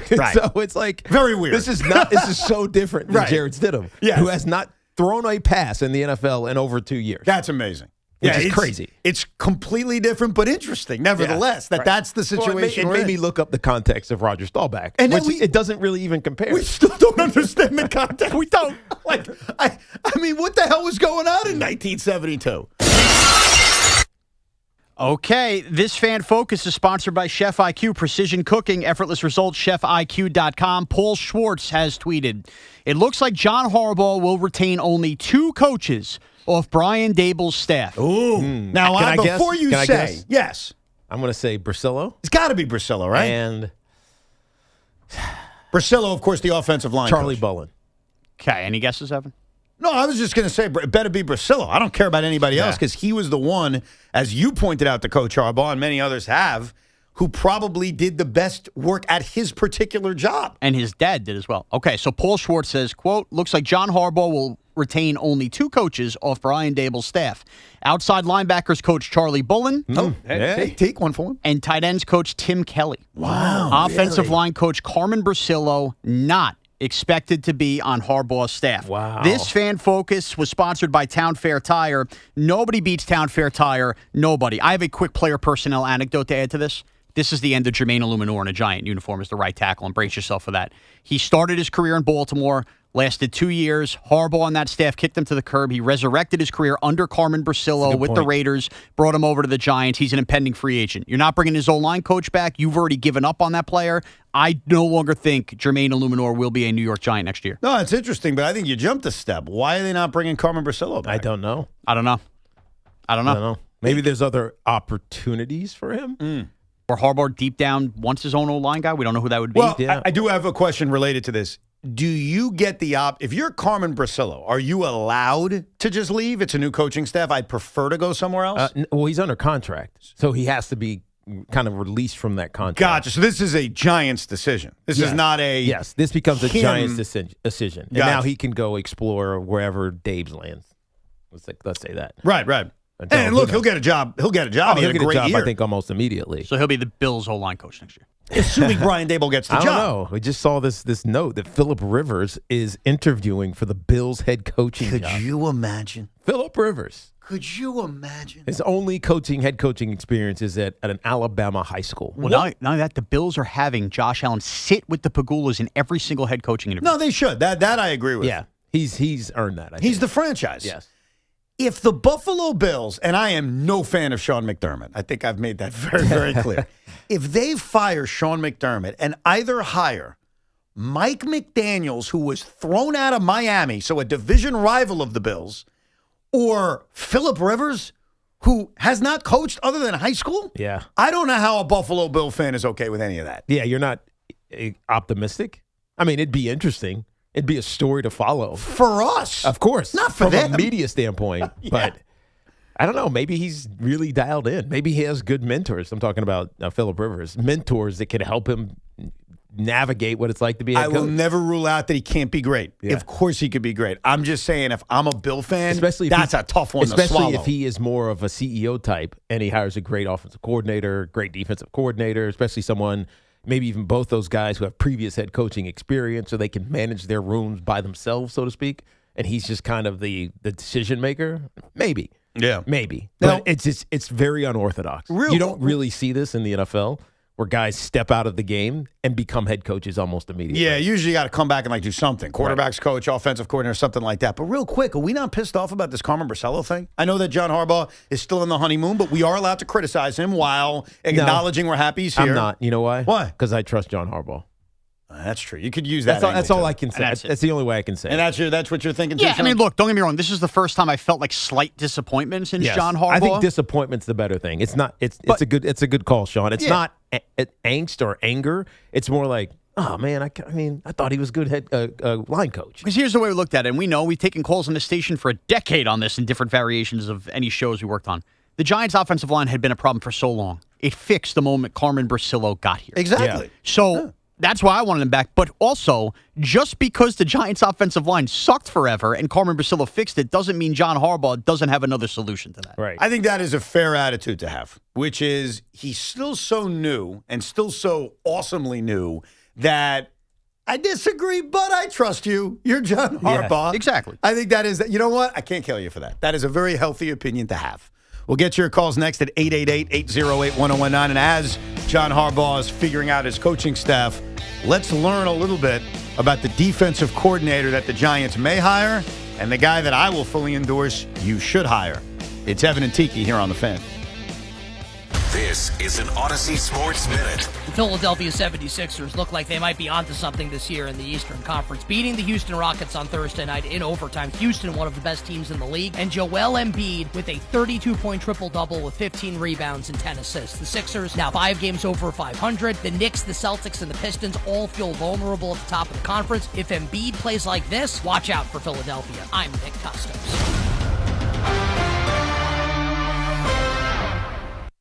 The new era of UFC on Paramount Plus comes out swinging. Highlight machine Justin Gaethje collides with Paddy the Baddy Pimblett in a must-see high-octane main event. Plus, Sean Sugar O'Malley faces off against Song Yadong in a stand-up war filled with high-level striking. Pay-per-view just got knocked out. Stream UFC 324 live on January 24th, only on Paramount Plus. Visit ParamountPlus.com/UFC to get started. Pro Savings Days are happening now at Lowe's. Save $70 on the DeWalt 12-inch miter saw, now just $279. Plus, get what you need delivered to your door or job site with free standard shipping from My Lowe's Pro Rewards members. Don't miss out. Shop Pro Savings Days deals today. Lowe's. We help, you save. Valid through 1/23. Free shipping not available in Alaska and Hawaii. Exclusions and more terms apply. Loyalty program subject to terms and conditions. Subject to change. Visit Lowe's.com/shipping terms for details. Welcome to Jake's 58 Casino Hotel, where excitement never stops. Unleash the fun with 2 floors of gaming action, featuring 1,000 cutting-edge video and electronic machines. Enjoy exceptional service at a prime location that places you right in the heart of Long Island's excitement. Stay and play in style with over 200 hotel rooms and treat yourself to a full range of dining options at Jake's 58 Casino Hotel. If gambling is a problem for you or someone you care about, please call the 24-hour toll-free helpline at 1-877-8-HOPE-NY or text HOPE-NY. This isn't just a game, it's a once-in-a-generation event. The Harlem Globetrotters 100-year tour. Be there at Barclays Center on February 15th. Go to HarlemGlobetrotters.com for your tickets to the 100-year tour. My name is Whitney Allen. I am a widow. My husband, Ryan, died. We never thought in a million years we'd have to use life insurance. The unexpected happened. With Ethos, it is so fast and easy. It's 100% online. You can get a quote in seconds, apply in minutes, and get same-day coverage. No medical exams, and you can get up to $3 million worth of coverage through Ethos. Get your free quote at ethos.com/radio. That's ethos.com/radio. Time spent on application may vary. Online health questions required. Clouds and sun, breezy, high 36. Weather brought to you by Staples. 2026 is here, and at Staples, deals mean business. Like up to $100 off custom print orders. Head into the new year looking good for less. Staples. That was easy. Ends 1/31. Ready to live large? All you need is the right boat. Explore endless possibilities for boating fun with your crew at the Discover Boating New York Boat Show in partnership with Progressive. From sleek cruisers, center consoles, and sport yachts to towboats and saltwater fishing rigs. Shop hundreds of boats, top brands, and the latest gear. Plus deals you won't find anywhere else. It's New York's biggest boat sale. See you at the Javits Center, happening Wednesday through Sunday. Live better, boat more. NYBoatShow.com. FanDuel is turning on playoff mode. All customers get a Profit Boost pack every NFL playoff game day. Each game day during the championship round, you'll find a pack loaded with multiple Profit Boost waiting for you in the app. More boost means more ways to level up your playoff bets, pick the matchups you believe in, take a shot on an upset, or even build a parlay that fits the moment. Maybe you'll build a parlay taking all the lead running backs to score an anytime touchdown. Then apply your Profit Boost and go after an even bigger payout while the playoffs keep on rolling. So visit FanDuel.com/New York and grab your Profit Boost pack every NFL playoff game day. Now, we all love the app around here. It is safe and secure, and when you win, you get paid instantly. FanDuel is the official sportsbook partner of WFAN. 21 and over and physically present in New York. Opt-in required. Bonus issues non-withdrawable profit boost tokens. Restrictions apply, including any token expiration and max wager amount. See terms at sportsbook.fanduel.com. For help with the gambling problem, call 877-8-HOPE-NY or text HOPE-NY 467-369. Think Verizon, the best 5G network, is expensive? Think again. Bring in your AT&T or T-Mobile bill to a Verizon store and we'll give you a better deal. Now what to do with your unwanted bills? Maybe turn them into a paper airplane headed to see and never AT&T and T-Mobile? Jokes aside, the best 5G network has you covered with the most ways to save on plans, streaming, and phone deals. So just bring in your bill to your local Verizon store and we'll give you a better deal. Rankings based on Root Metrics Root Score Report dated 1H2025. Your results may vary. Must provide a postpaid consumer mobile bill dated within the past 45 days. Bill must be in the same name as the person redeeming the deal. Additional terms apply. History's masterpieces wouldn't be the same without their most notable accents. Neither would the Kia Sportage without its multiple drive modes. The Kia Sorento without its expansive 12.3-inch panoramic display. Or the Kia Telluride without its 3 rows of spacious seating. The Kia SUVs. Kia, movement that inspires. Call 800-333-4KIA for details. Always drive safely. Limited inventory available. I know that hiring can be challenging. You need someone to match your role perfectly. Well, now you can meet them fast on ZipRecruiter. Build your team. Build it sooner. Meet your match on ZipRecruiter. Just head to ZipRecruiter.com/free right now to try. Here we go. What are you doing? You filming me? Oh, don't do that. I gotta cover my body. With the third pick in the 2018 NFL Draft, the New York Jets select Sam Darnold. Yeah! Yes! We did it! All right! We did it! 19. But if you test positive, prescription medications for COVID exist. Ask your doctor if they're right for you. Visit PfizerForAll.com to learn more. Sponsored by Pfizer. Our friends at Town Fair Tire remind you that at Town Fair Tire, you always get the guaranteed lowest price on name brand tires from Connecticut to Maine. Nobody beats Town Fair Tire. Nobody. Wake up with Boomer and Geo. Morning 6 to 10 on WFAN, WFAN FM, WFAN FM HD1, New York, and Odyssey Sports Station. Couple minutes after 12 o'clock, we'll make our picks on Championship Sunday coming up in the 1 o'clock hour, plus the very highly anticipated new segment here on Evan Tiki called Idiots with Idioms. You know, everybody's collecting them throughout the week. And my sources are telling me Idiots with Idioms continues to expand and not just include the mistaken idioms we used from the week that was, but almost everyone else at the radio station. So now it's not just us under the gun. It's everybody under the gun. So we'll get to that coming up later in the 1 o'clock hour. Following the coaching searches in the NFL, they actually have a lot to do with then the coordinator searches because there are some candidates for head coaching jobs who may not get one, and then they're going to just be coordinators. Right. And one of those guys I've been keeping an eye on lately for you is Anthony Weaver, because Anthony Weaver has a history with John Harbaugh in Baltimore. He's also a head coaching candidate, but also a defensive coordinator candidate for you guys, amongst other teams. And he's gone on a few head coaching interviews lately, this Anthony Weaver. But I saw a clip of him the other day, because this is what we do now. We want to learn about these guys that we don't hear that much from. Yes. Like, how much am I paying attention, or you're paying attention to Anthony Weaver as he's the DC of the Miami Dolphins? Not a lot. And one of the ways we learn about these people is by listening to them. So here is a little bit of Anthony Weaver talking about football and defense that I got to tell you, I'm ready to hire him. I don't know how you guys feel, but I got all tingly. And what he did, as you'll hear in this clip, is what I like to call the Jake Roberts. Jake the Snake Roberts, great wrestler from the 80s. He would say powerful things. You do this too, by the way, Tiki. Yeah. And he would do it in a calm voice. Yes. Didn't have to raise his voice. Didn't have to scream and yell the way peasants like me and Sean do. Just very calmly cuts through. So here is potentially the next defensive coordinator of the New York Football Giants. Like, I'm old school. I may sit up here, I'm a nice guy, I smile, I do all those things, but all of our problems that we need to solve can be solved through violence. Yeah, they want to legislate it out of the game, but we play defensive football. And in defensive football, at some point, you draw a line in the sand and you say, I'm going to set the edge. I'm going to stick my helmet under this guy's chin, and I'm going to set the edge. I'm going to violently take the ball away.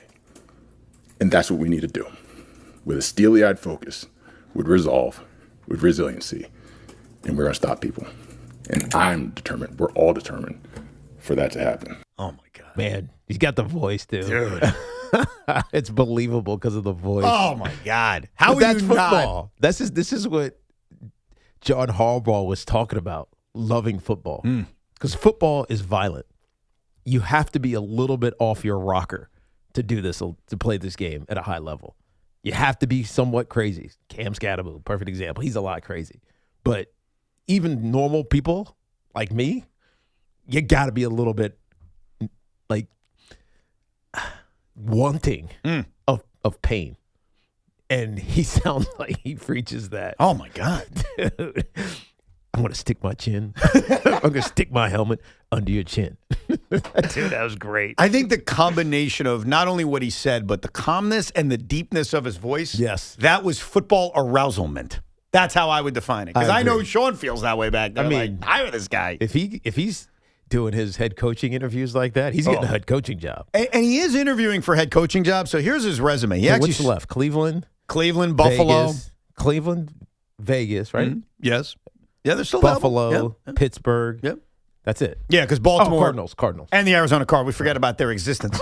Yeah, the we Ravens really are do. filling it with Jesse Minter. Yes. So those are the available openings. And Weaver's interviewing for them. So it is entirely possible that he just becomes a head coach and that's it. Right. Here's his resume. He actually started under Rex Ryan all the way back in 2012. He was the assistant defensive line coach. That was his first NFL coaching job. Oh, dude, that makes him perfectly fit for John Harbaugh. Yeah. Well, he also Can't get Rex, get his mentor. And he also Mentee. worked for John for a few years. So he went to Buffalo for 1 year, defensive line coach. Cleveland for 2 years, defensive line coach. The Texans for 5 years, defensive line coach. And in his final year, became defensive coordinator, his first year of experience. Then he goes to Baltimore. And here were his job titles under John Harbaugh. He was the defensive line coach and the defensive run game coordinator. Then he was the defensive line coach and the associate head coach for 2 years. And then the last 2 years in Miami, he was the defensive coordinator under Mike McDaniel. So that's his resume, and that's his style. Yeah. That would pump you guys up if he's your defensive Yeah, I coordinator. like that. I could get behind his rhetoric. Yeah. I'm all about being motivated. Yeah. Let's go. Yeah, because think about it. That's kind of what this giant defense needs. This is refreshing Teaching, voices. Yep. motivation. A kick in the ass to Abdul Carter. And Deontay Banks, because it sounded like talking to Joe Shane. He's not going anywhere. Oh, you didn't He's hear not it? starting. Look, anytime you can spend a first-round pick on a kick returner, you got to do it. That was his answer to me, wasn't it? Yeah, 'Cause but he's an elite athlete. I think that's what he's getting at. Well, and you have to ignore that he's a bust as a cornerback because he was a system guy. you know, so when I asked And that, he's still under contract. Yes. So why try to go fill it in free agency when you still have a good athlete under contract? Well, and he didn't start last year. What he said, and I was about to push back, and then I realized something I had said about Giancarlo Stanton. I know that has nothing to do with it, but hear me out on this.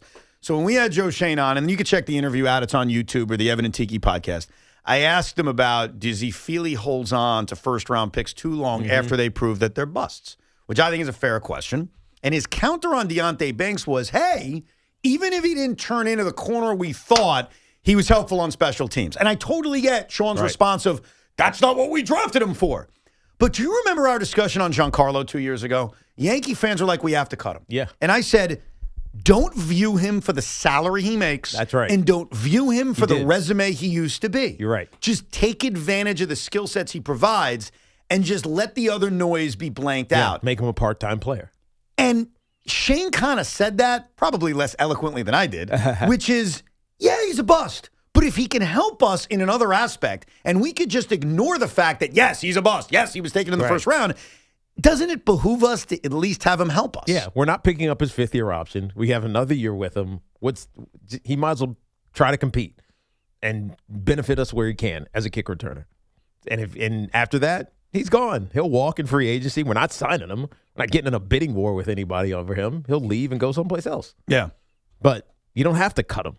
Well, he's cheap right now. He is cheap, but all I did hear from John Harbaugh was we want guys who love football that can get the hell out. Oh, he's gone. No. We're talking about the future. He's gone. Okay. Yeah. That was Joe Shane just explaining why he was still here. I know, but the more I'm thinking about it, I think he's not going to be on the roster this year. No, that's what I just said. He's gone. Yeah. Because of that. I think that is another aspect of Deontay Banks that John Harbaugh will sniff out and say, oh, I'm done with you. Yeah, you don't love football? You don't love this. Yeah. Right. No question, because Deontay Banks, fair or not, and I don't know him personally, but he has played football like someone that doesn't really care about football. Yep. Yeah. I got drafted in the first round. I'm good. Yep. I'm an Made athlete some that got money. paid to do this. Yeah. That's it. I made some money. I'm good. Let's get to your calls, 888-808-1019, the number. Steve's in Connecticut. Hey, Steve. Hey, guys. Thanks for taking my call. So, as I told your screener, I'm a Pats fan, full disclosure. And let me just, I almost feel like I have to apologize to you guys. You know, I mean, we had what we had for 20 years. We were in the cellar for 2 years. I now know what that feels like. Believe me, I'm a Pats fan for over 50 years, so I know what the cellar is like, but it had been so long. And then we were there, and to, turn things around that we've done is, I don't know, it almost doesn't seem real. So I almost feel like I have to apologize. But let me, I have a couple points. Number one, I think that, and understandably, the nation is feeling a little bit of Patriots fatigue. And I'll give you an example of why that's so. 5 out of 5 ESPN, quote, experts chose Houston to win the game last week. Not against the spread, just win it outright. Right. The spread was 3.5. And on the NFL side, NFL Network, 4 out of 4 chose Houston.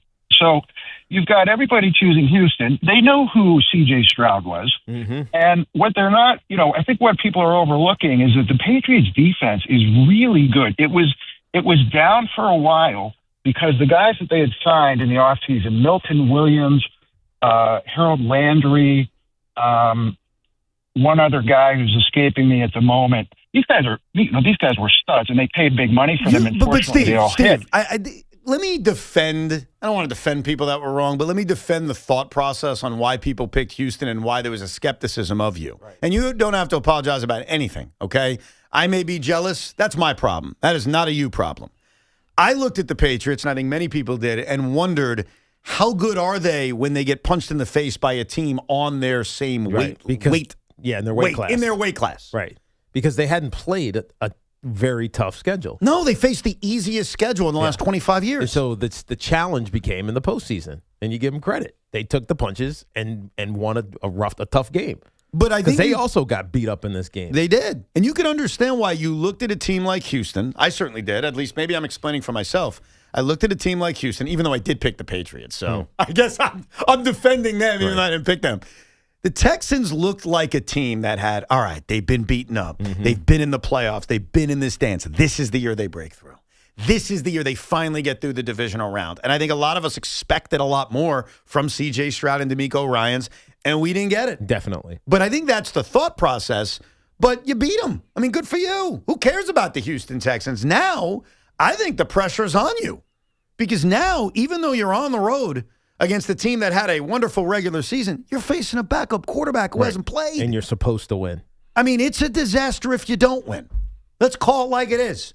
Because I have said many times about the teams I root for, and I'll say it about your team. You do not know when you're going to get back. Yeah. You can assume it. You can believe it. You can convince yourself. You don't know. And I promise you this, Patriot fans, I don't think you're going to have an opportunity as good as the one you have right now on Sunday, so you better seal the deal. Right. And that is not me trolling. That's the truth.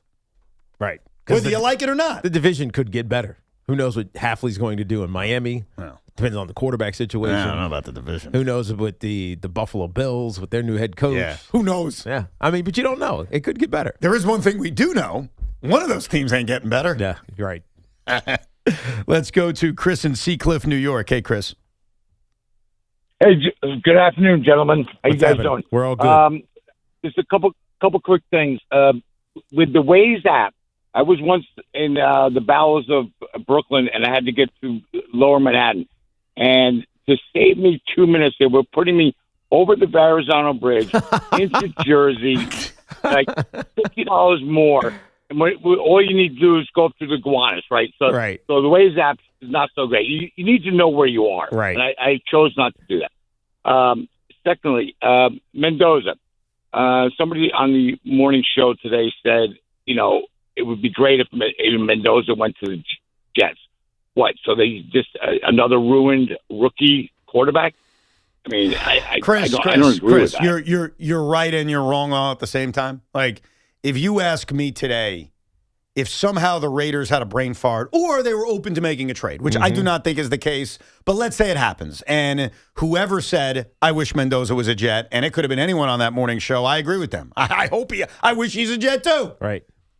Even if we think this coaching staff is going to fail that quarterback, and we may be right about it, you still want a shot at it.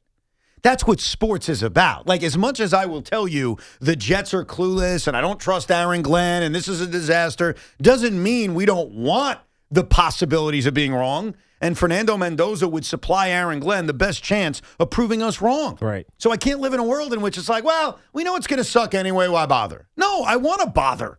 I want Mendoza to be here. And I'd certainly argue from a roster standpoint, Teak, not from a coaching standpoint, because we don't know about the Raiders, but from a roster standpoint, he'd be better equipped to have success with the Jets than he would with the Raiders, based on the offensive line and having guys like Garrett Wilson and Brees Hall. Yeah, some of the positioning around him is obviously better with the Jets than it is with the Las Vegas Raiders, but we don't know who the Raiders staff is going to be. I admit that. We know what the Jets staff is right now, and it doesn't feel...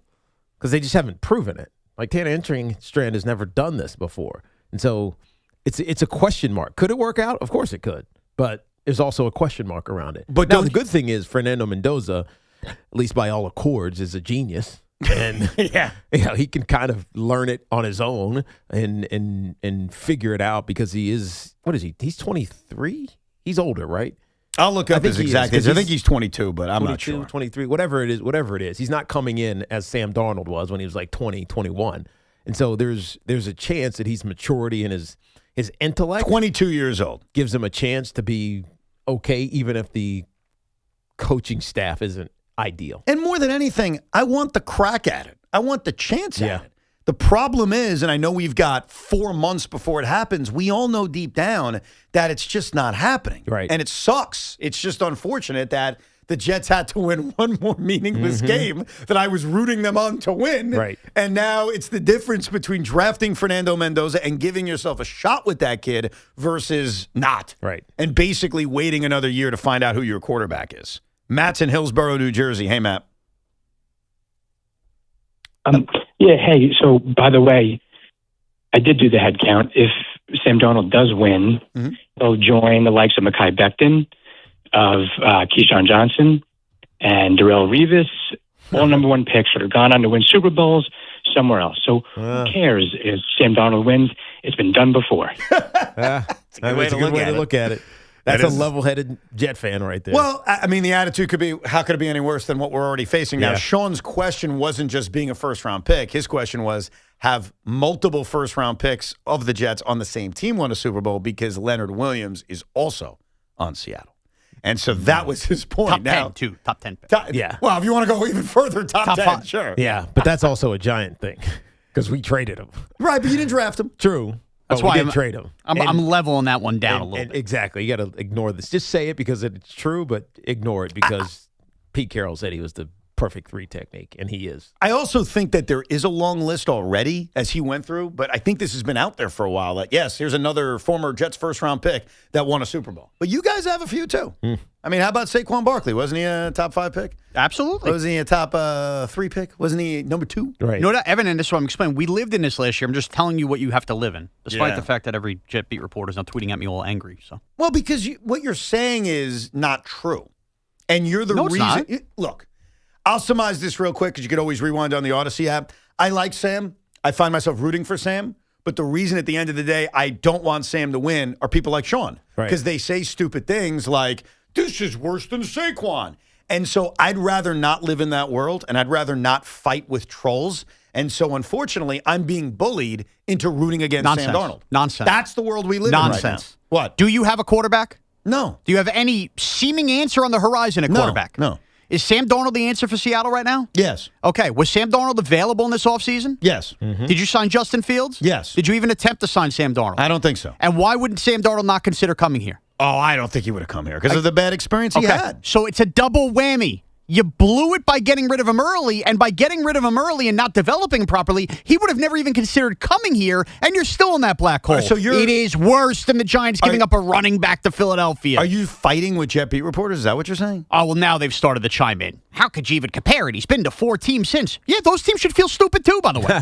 We're not doing radio in Carolina. Except for San Francisco. Right. Are you tweeting at them, or are you just responding on the radio? I answered Rich Cimini and Antoine Staley. I thought they were reputable enough to deserve an answer. Went after Oh, you? Cimini's not happy with me. Rich, wake up. It's a bad look. Wow. I love you, but jeez. Especially because 6 years later, the Jets still don't have a quarterback. Correct. And it's the same draft as Saquon. So it's not like it's ancient. Now, did you realize, Tiki, that Sean Morash has also caused a buzz on Twitter about something else over the last 24 hours? What is that? I'm going to read it to you. This is a viral tweet, like a tweet that gets, a billion different people commenting on it. Okay. And it is not about football, and he has caused controversy, but also a lot of people co-signing. So I don't want to say like Sean's getting crap. It's crap, but he's also getting a lot of people saying, oh, yeah, Sean, you tell him. It caused a lot of people to fight with each other in my mention. Yeah, he's caused a civil war on social media. Huh. Do you want me to read it to you? Yeah, tell me. And he tweeted this out on the train ride home because it was at 2:30, so our show was over. I was. Yesterday. Yes. Yesterday afternoon. What do you think was on my mind at 2:30 yesterday on the train ride? Yeah, what do you think the subject is, Teak? It's not sports related. Not sports related? Yeah. The snowstorm? Thank you. Okay. You ready? Yeah. Anybody above the age of 16 who is happy about a snowstorm should be forced to shovel and dig out everyone within a 5-mile radius of their home. Snow is an inconvenience, not a celebration. Snow sucks. It's not a bad take. Thank you. When you gotta be places, you got stuff to do. Snow sucks. And this is my point, Tiki. Anybody who celebrated back was like, what's the big deal? You put on pajama pants all day, you make hot chocolate, and you work from your computer. That's not the real world. Right. It's not the real world. That's not us. And it's always the people that are never out there with the snowblower and shovel, too, that are always loving it. We'll be working regardless. Yep. All right. Because it's Monday after championship weekend. Yeah, we're going to do the show. We may just do it from home. Right. Al, you don't love building snowmen with your kids? It's going to be 9 degrees out. They're done in 20 minutes. Now I will argue with you. Because as much as Ozzy levied an accusation at me much earlier in the show, he claimed I do not shovel the snow and I make my poor father-in-law, abuelo, go outside and dig out all the snow. That is not entirely true. Abuelo loves to use the snowblower. There's no question. Oh, so it's easy.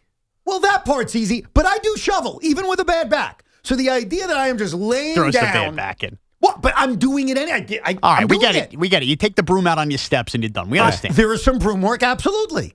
Even Jet, now at 9 years old, he gets involved. So we all do it as a family. I don't mind it. I like it. To say that if I'm excited about snow, which I am, I've got to go dig out 5 miles of other people. Shut up. I do myself. Why do I have to worry about my neighbor? That's their problem. I'm not telling them to be because excited. Your neighbor could be 75 years old and stuck in their house forever and die because you neglected to go check on them. Yep. You could do that. Could be you. There's delay in emergency workers being able to get places. Yep. It's an inconvenience. If you root for it, you're being selfish. Do you have your older neighbor's number? No. See, there you go. I do. Well, that's nice of you. I do. We're all selfish when it comes to weather preferences. Right. If someone likes the hot weather like Howie Rose, I love Howie Rose. He talks about, it's 95, it's not hot enough. That's selfish too, because I can't stand 95. What if you're old and you get dehydrated? But it's not an inconvenience. But you can function. This is what pisses me off about the snow. And screaming at me. Because I'm so angry about this. Jeez. Any kind of weather, rain. Now, again, you don't want flooding, but you know what I mean? Right. Rain. Wind, hot temperatures. We function as a society. Society, for better or worse, comes to a clunky halt when you get certain snow and ice. I'm sorry, that should not be celebrated. Go, ooh, I get to have a day off and sit there and have my Swiss I think it's exciting. I like going out and playing with my kids in the snow. I'm supposed to lie to you and say, I'm not excited? Cool. What about the dad that works for the town that doesn't get home for 48 hours? Should he be pumped? Sean, you could say that about anything. Like, you can twist any event and say, what about this person? Okay. We only talk about ourselves. I am personally excited. That doesn't mean you should be excited. It doesn't mean that person you're describing should be excited. Me, Evan, I'm excited. My kids are excited. I'm allowed to be excited. I don't need to be lectured by you on social media. Why are you excited? He wasn't lecturing. He just made a point. Made a point. It sucks. By the way, your kids should be happy, and I'll play with my kids, but we all know the deal. Nobody spends 10 hours outside in the snow anymore either. This idea that the kids are all pumped up to play in the snow is the biggest farce. Yeah. It is a half an hour of the day, and then guess Wrong. what happens when you go home? The snow pants are here, the jacket's here, the boots are here, your whole floor is soaking wet, you're throwing everything in the dryer. And then in the end, what does it get? Everybody's sitting inside. Dad, you want a hot chocolate? Hold on. Only lifting my 15th pound of snow again. It sucks. You're selfish. All right, I'm not even going to respond. Fine. Because he's right. I will end this conversation on a comedic note. Go ahead. I heard a joke this morning.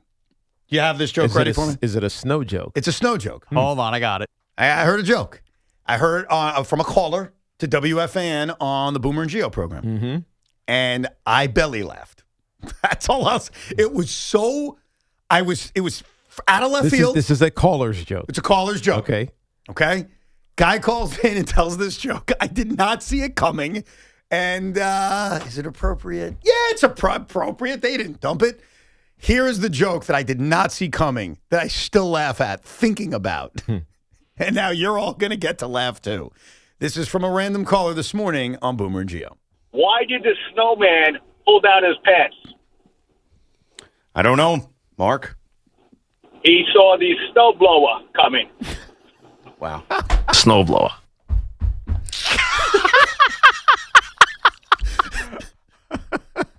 That's a good one. I didn't see it coming. That's a good one. I really didn't. So I don't know your name, sir, but good work. We'll get back to your calls next, 888-808-1019. Plus, we're all starting to get hungry. So Sean will throw out the weekending Cinco and how Cam Skataboo was almost not a New York Giant. Our friends at Town Fair Tire remind you that at Town Fair Tire, you always get guaranteed lowest price on name brand tires. From Connecticut to Maine, nobody beats Town Fair Tire. Nobody. I am always on the go, juggling life and travel. And I want to know that my family is safe when I'm not with them. So I partnered with our friends at Sloman's, who recently installed the Sloman Shield Link system into my home. And it's been a game changer, combining safety, convenience, and peace of mind that I can manage right from my phone. The coolest thing, like today, when I get home, is I'll be listening to some jams. As soon as I walk in the door, I can control it from wherever I am. That includes the garage door, the cameras in the backyard, even my door locks. If I'm on the road and I forget to lock them, I can just do it right from my phone and the Sloman Shield Link system. You too can experience the future of home security and automation with the Sloman Shield Link system. Call 1-800-ALARM-ME. That's 1-800-ALARM-ME or visit slomans.com today. This portion of the program was brought to you by Kalshi. Trade on anything. The conference championships are this weekend, and now you can trade on football legally nationwide on Kalshi. Right now, LA is trading at 42% to beat Seattle. A $100 trade pays out $228. Use code FAN to get $20 when you trade $100. Kalshi, Kalshi. Kalshi. Trade on anything. And by Ray Katina Mercedes-Benz of Edison. Just one drive in a Mercedes-Benz, you'll understand why it's a gift that keeps on giving. The Mercedes-Benz Holiday Love Celebration lives on at Mercedes-Benz of Edison. Choose from over 500 vehicles and experience the love during the extended Holiday Love Celebration at Mercedes-Benz of Edison. Every Saturday at 8 a.m., it's Kickoff with Boomer and Mike Valenti, where the guys break down the biggest headlines and storylines from across the NFL. They both were dealing with the chaos that is created playing on the road in those two particular stadiums. Kickoff with Boomer and Valenti is brought to you by Nationwide. For your insurance and financial needs, Nationwide is on your side. And The Fan, always streaming on Odyssey, TuneIn, and iHeartRadio app.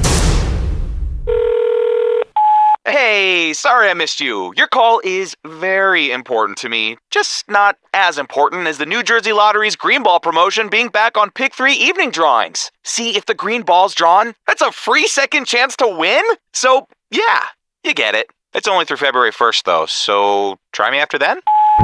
Must be 18 or older to buy a lottery ticket. Please play responsibly. If you or someone you know has a gambling problem, call 1-800-GAMBLER. For game odds and promotion details, visit njlottery.com/pick3. Hi, I'm Kamiko, the founder of Miko's Hot Chicken. When we started our family restaurant, we were also raising a family. But let me tell you, it wasn't easy. Our Chase Inc. card was there to reward us on all of our business needs. Now we have a thriving location, and we're hungry for more. With the Chase Inc. Business Unlimited card, you can earn unlimited 1.5% cash back on every purchase, so your business can go from here to possible. Chase for business. Make more with yours. Real business owners compensated for their participation. Cards issued by JPMorgan Chase Bank and a member FDIC. Subject to credit approval. Terms apply. Nissan trucks and SUVs are built for next-level adventure. Too much gear? Dirt? Rock? Sand? Get in a Nissan truck or SUV and feel unstoppable. Whether you want to take your next level of adventure in the Frontier Dark Armor, the Pathfinder, the Armada, or the Rogue, you'll be ready for what comes your way. Nissan, #1 in new vehicle quality among mainstream brands by J.D. Power. Get 0% APR on the 2026 Nissan Rogue, 2025 Murano, or Pathfinder for well-qualified buyers. For J.D. Power 2025 U.S. Initial Quality Study Award information, visit jdpower.com/awards. Awards based on 2025 model year. Example 0 down payment, 60 months financing at $1,667 per month per thousand financed. Actual down payment may vary, subject to INMAC credit approval. Not all buyers qualify. Dealer contribution may affect actual price set by dealer. Contact dealer for details. Ends 2/2/26. It's game day. Are your moderate to severe Crohn's disease or ulcerative colitis symptoms keeping you from the action? Skyrizi, risankizumab Riza, could help you get back to the game. Skyrizi is proven to help people feel significant symptom relief, achieve remission, and visibly improve damage of the intestinal lining. Skyrizi is a prescription injection medicine for adults. Don't use if allergic to Skyrizi. Serious allergic reactions, increased infections, or lower ability to fight them may occur. Before treatment, get checked for infections and tuberculosis. Tell your doctor about any flu-like symptoms or vaccines. Liver problems leading to hospitalization may occur when treated for Crohn's or ulcerative colitis.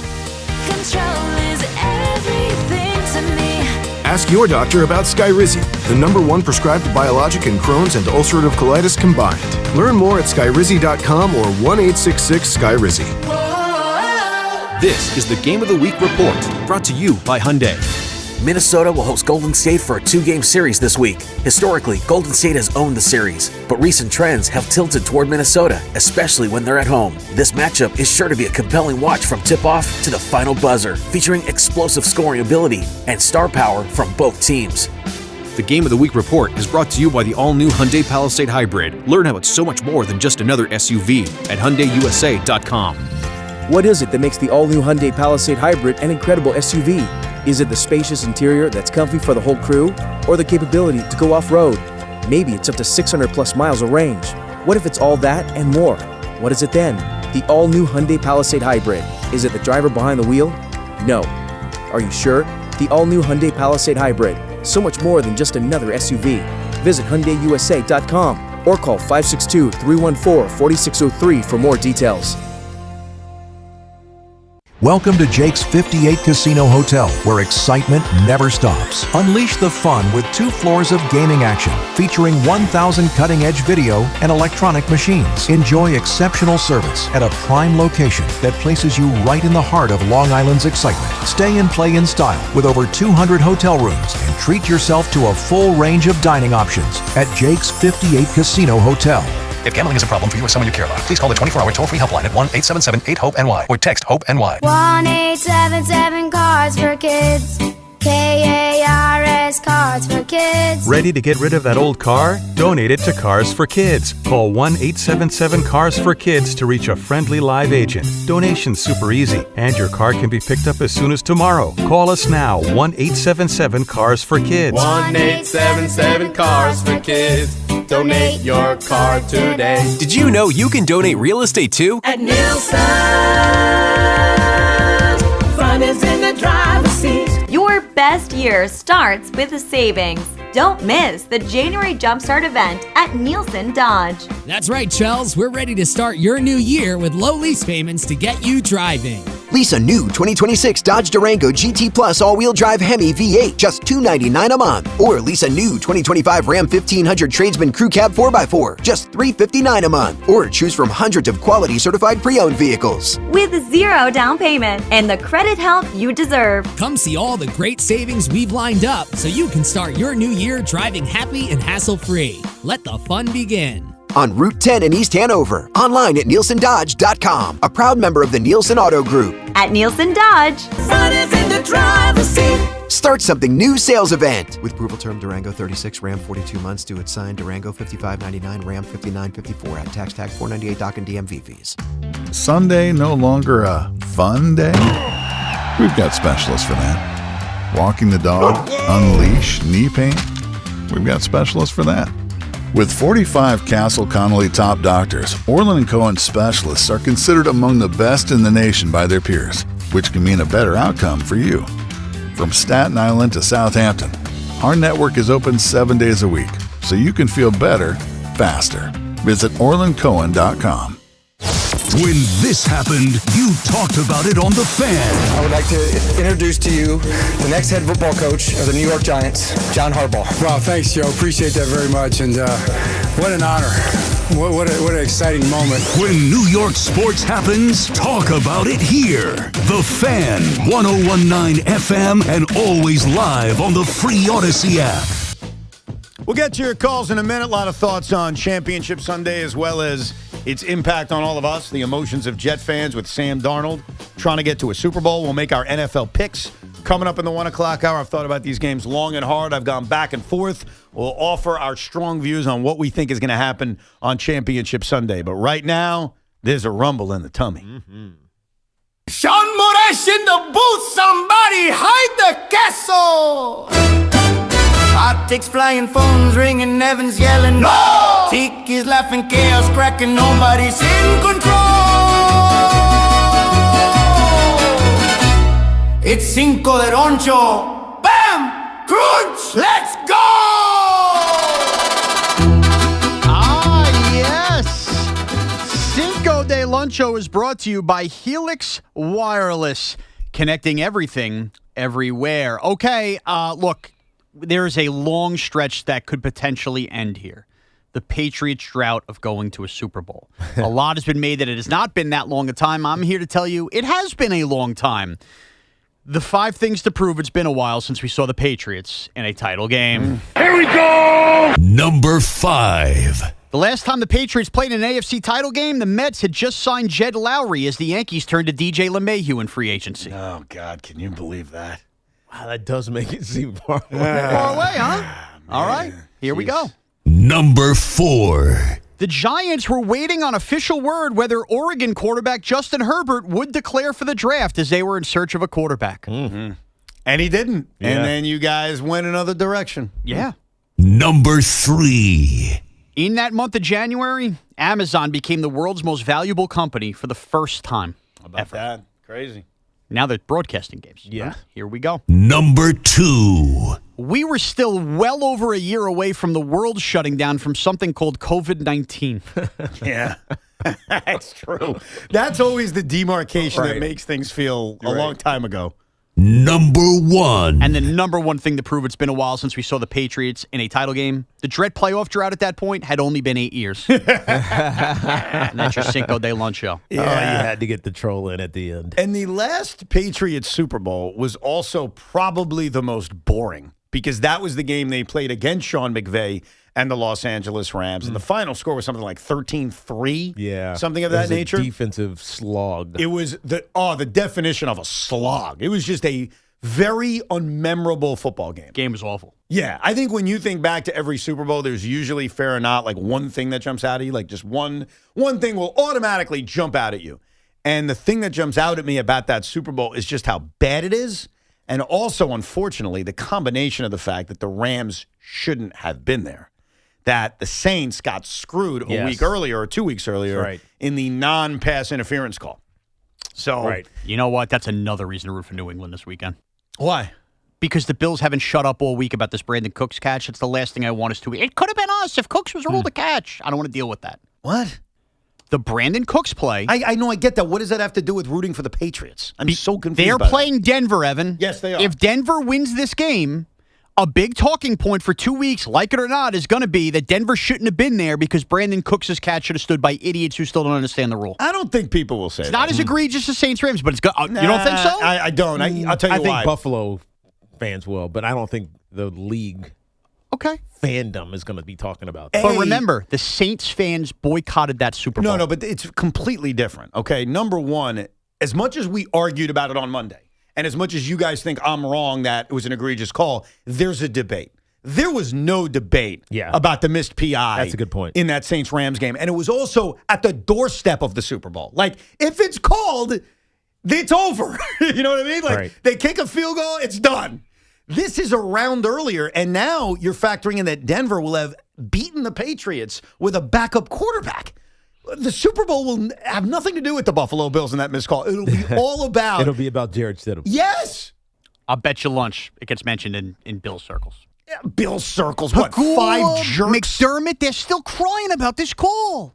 They're still crying about it, Evan. I get that they're crying about it, but I don't think it's a cloud over this. That call in the New Orleans game turned into a cloud over the Super Bowl. Was it really a cloud, though? All I'm telling you is, and I know I'm only one person, when I think back to that Super Bowl, the Patriots-Rams Super Bowl, I think of two things. The game sucked and the call in the NFC title game. Now, I could ask you the same question. I asked Tiki the same question. And if you're being honest, when you think of Patriots-Rams, the one from 18 into 19, what do you think of?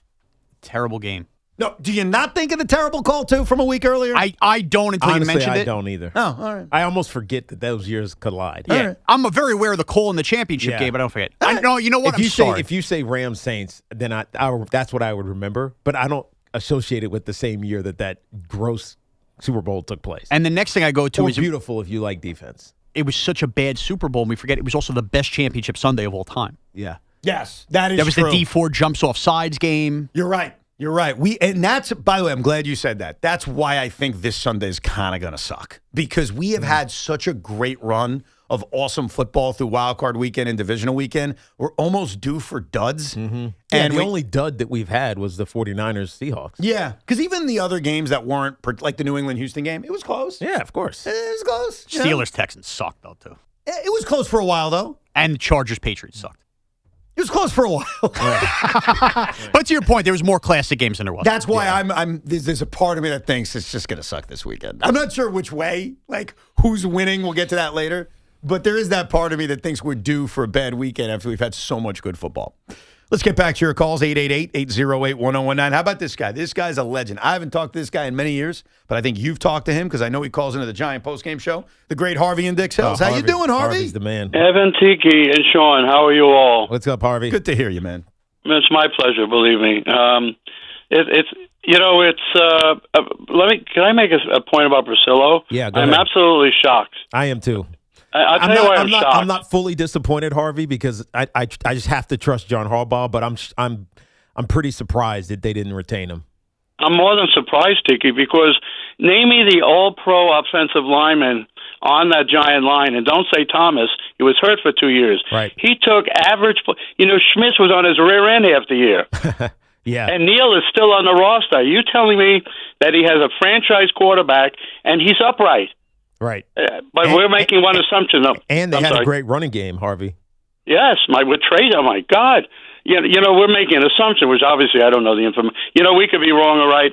Maybe didn't he come from Vegas? Yes. Maybe they didn't make him. Maybe he has a better offer. And by the way, I think that's likely what's going to happen, Harvey. He's going to land somewhere. Right. I'm not worried about it, but I can't imagine that he said to John Harbaugh, I don't want this job. I think I can get a better job someplace else. That was my first reaction, that maybe he wanted to move on. But he said this last week. It was last week before the Harbaugh news that I'm under contract. This is what Priscillo said. I'm under contract. I would love to be here if the Giants will have me. Yeah. Or the new staff. But you know what changed, right? What's that? He ran into Big Mac, and Big Mac probably scared him off. How did Big Mac scare him? He ran into him at a Big and Tall, or something like that. Yeah, where the large people shop. And what did he say? What did Big Mac say? He introduced himself. Okay, but what did he say? He fawned all over him. He said, I'm the with Craig Carton. I'm a big fan. He did say that. And I don't know. It probably turned him off. He's probably like, I don't want to work here. This guy's going to talk about me 4 hours a day. That's exactly what happened. That would be accused of me. You know it. Like, of course it would. If I ran into somebody with one of the teams I root for and I was like, oh, yeah. Like, if I ran into Jordy Fernandez, I was like, hey, Jordy, you know what? Team sucks. You're doing a great job. And then 3 weeks later, he left or got fired. I'd be blamed for it. Like, yeah, he ran into that maniac, Evan. So I think Big Mac scared off Carmen Brasillo. It's in play. I can see that. It's in play. Look, their run game was great. Top 5, top 4 touchdowns. I mean, he was a big part of the offensive success this season. So I hope they replace him with somebody. This is one of those things, and you said it earlier, and I have no problem with it. If anyone not named John Harbaugh is making the decision to move on from Carmen Brasillo, we're all freaking out, especially because he's under contract. Yeah. It's not like you got to renegotiate this, and he's standing on solid ground because of the success that the offensive line had. He's under contract. Coach Harbaugh is going to get what I like to call the honeymoon benefit of the doubt. Yes. It is a honeymoon. He's John Harbaugh. We're good with it, but on its own, you would be pissed off. Unless you're only going to be pissed off if the offensive line sucks. Immediately. Then the honeymoon's over. This will be the first time he gets criticized. If you're giving up a lot of sacks the first one, you got rid of Brasillo. Right. Yep. Let's go to Adam on the Upper East Side. Hey, Adam. Hey, how are you? We're good, dude. Good. What's up? Hey, Tiki, I got a question for you. I'm same age as you, lifelong Bills fan. If the situation that's going on now with Pagula and Bean and all the drama and the nonsense, like how would you guys have handled this as a locker room? You know, if it were back in your playing days versus now, you know, without the social media and things like that, would it have been? Yeah, you know what's interesting, Adam? I wonder if Terry Pagula felt empowered to say what he said about his head coach or his former head coach because of conversations he had in his locker room. That's maybe what I think made him so angry and moved on from Sean McDermott. So you ask, what does that do to the locker room when you hear your owner saying that? It might have been the owner expressing the thoughts of the locker room. There is a reason why anyone who wants to argue about Tom Thibodeau will lose the argument immediately. Because they'll say, look at the Knicks now. They're worse. Mike Brown, as Sal called him, Mike Clown. And we should have kept Tibbs. As soon as they say we should have kept Tibbs, I remind them, a player on your roster said he can't play for him anymore. Right. And it came out that players were ready to move on. It's like the checkmate. You may have gotten the hire wrong, but it was over for him. And so, not that the owner should have said it, but if it's true that the reason he moved on is that players basically said, we're done with him. You drafted this guy in the first round? Then you have no choice. Yeah. Then the argument's over, at least I think. Especially if it's the veteran leader players on your team, in your locker room. And that probably what it was, is what it was. So to answer that question directly, I don't think the locker room is upset about it.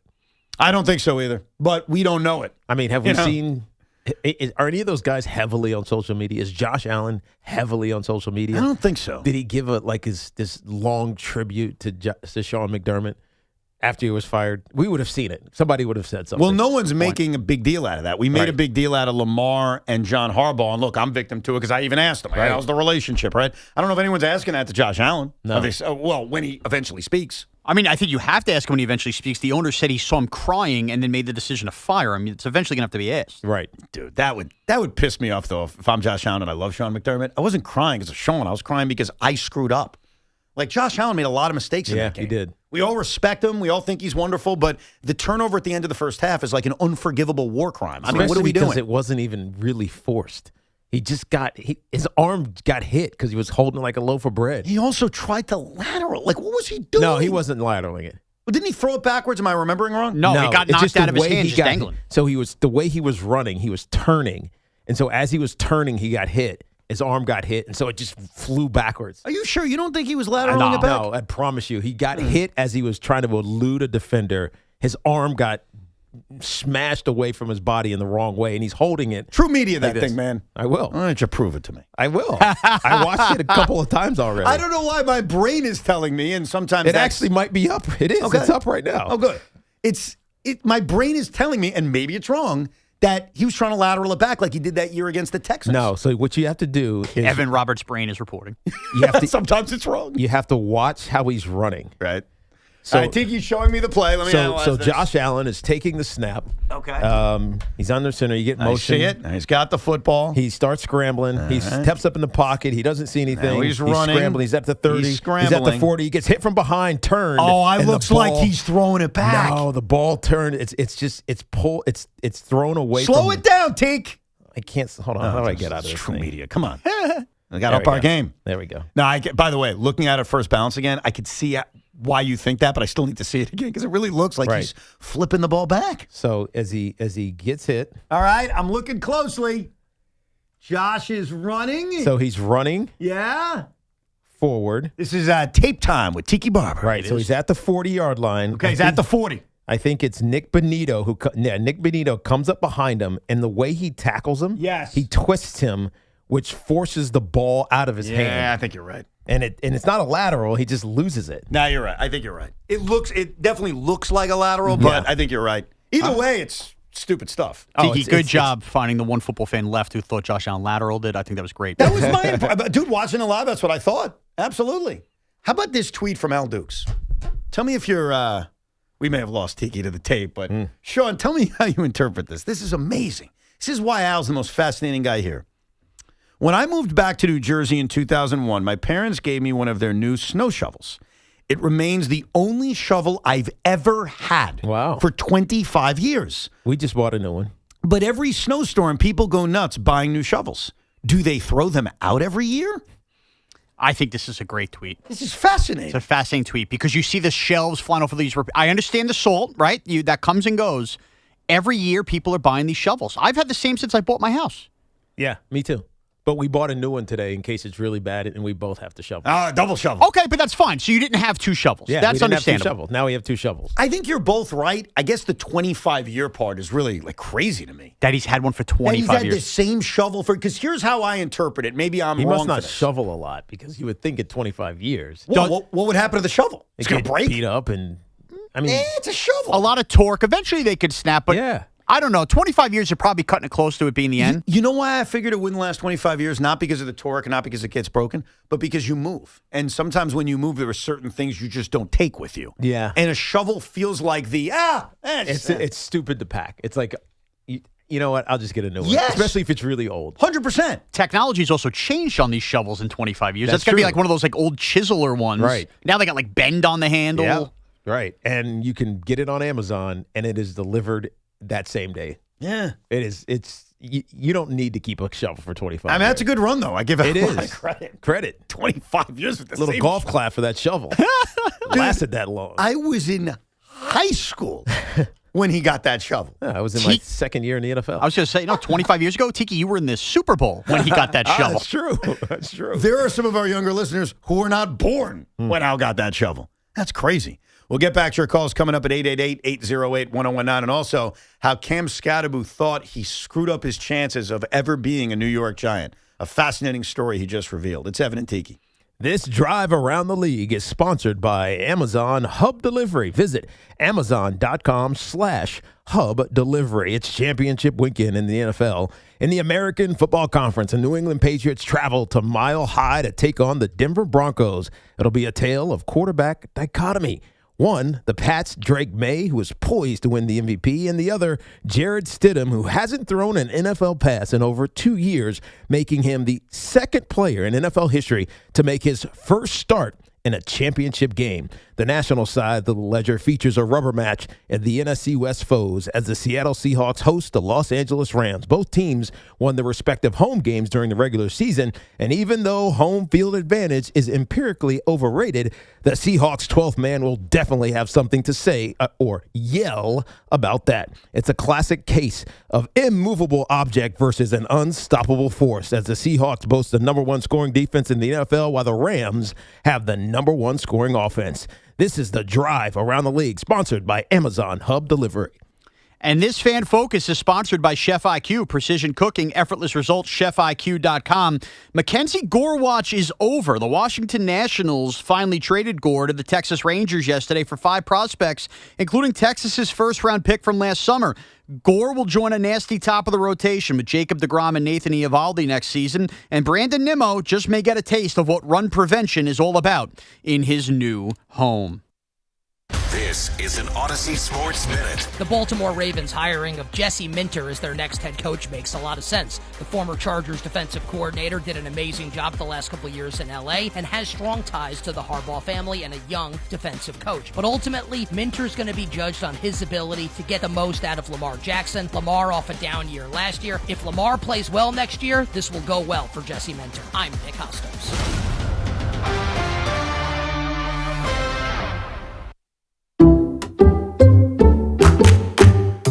Hey, Metro New York. Ready for real savings? Switch to Allstate today. Because drivers who switched saved an average of $713 on their auto insurance. So, what are you waiting for? Check Allstate first for an auto insurance quote today. You're in good hands with Allstate. Based on the national average annual savings for new customers surveyed in 2024, savings vary, subject to terms and availability. This is the story of the one.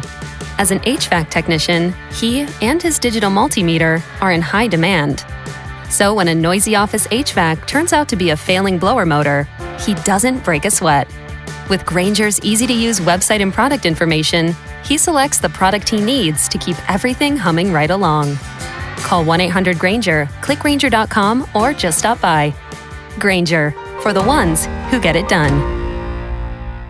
Wesley Financial Group is not a law firm. Do you feel embarrassed, trapped, maybe even ashamed just because you own a timeshare? Well, I'm here to tell you you're not alone. Chuck McDowell here, the timeshare cancellation guy. I get over 3,000 complaints a week from all kinds of folks that feel the same way you do. Honest people, teachers, veterans, grandparents, all losing sleep over a timeshare they can't get rid of. That's why 15 years ago, I founded Wesley Financial Group to help people take their lives back.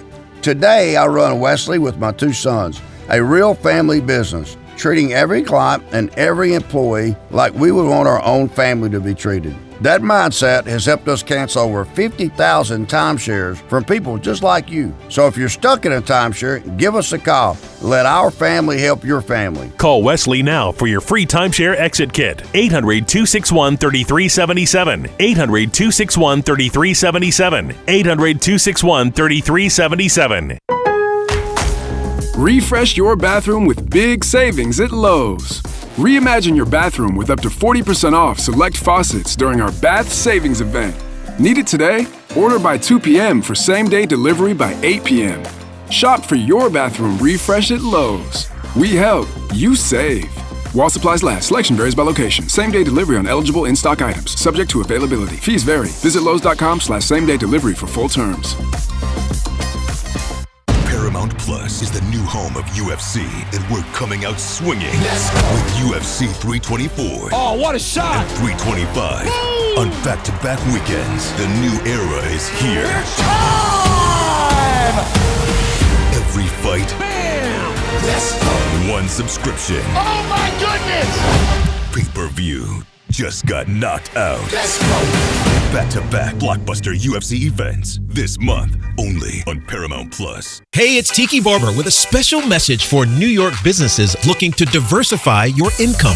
Amazon Hub Delivery is making it easy to earn extra money. When you partner with Amazon Hub Delivery, you and your staff will deliver packages to customers in your area. With each package delivered, you'll gain extra income and exposure for your business. There's no upfront cost, no delivery experience, and no long-term contracts required. Sign up to learn more at Amazon.com/Hub Delivery. That's Amazon.com/HUB Delivery. History's masterpieces wouldn't be the same without their most notable accents. Neither would the Kia Sportage without its multiple drive modes. The Kia Sorento without its expansive 12.3-inch panoramic display. Or the Kia Telluride without its 3 rows of spacious seating. The Kia SUVs. Kia, movement that inspires.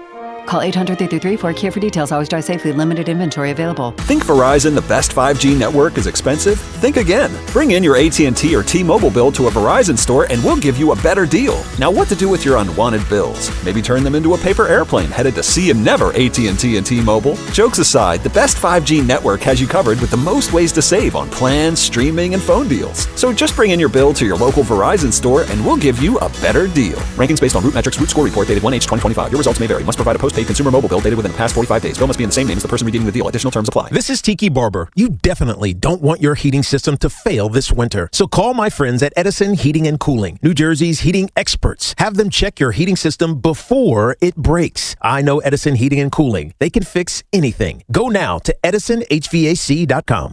All you need to live large is the right boat. Find yours at the Discover Boating New York Boat Show in partnership with Progressive. Shop hundreds of boats and the latest gear. Happening Wednesday through Sunday at the Javits Center. And myboatshow.com.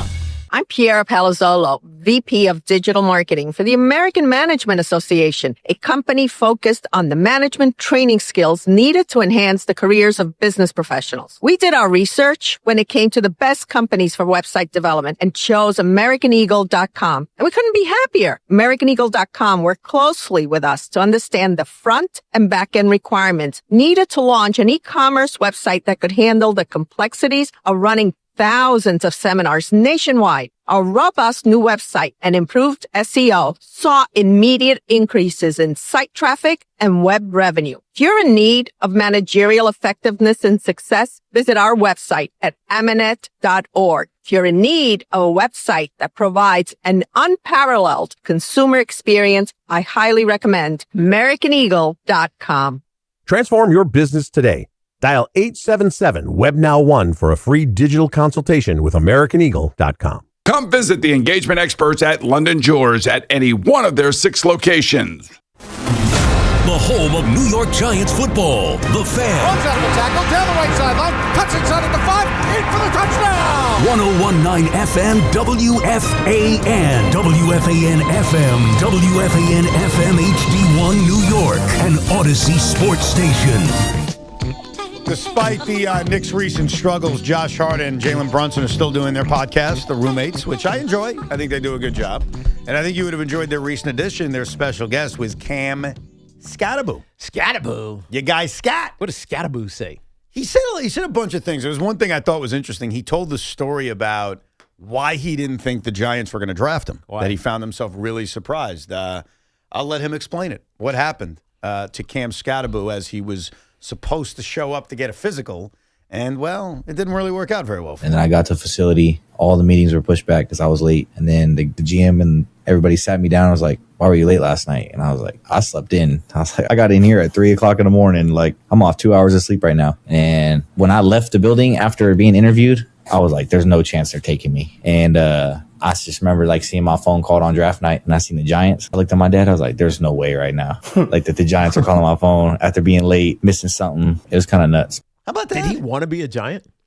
Yeah. Is that what it sounded like? He's like he wanted to come to New York and play here and be in the spotlight. He just genuinely slept in. Didn't mean to. Like he explained it. If he got in late.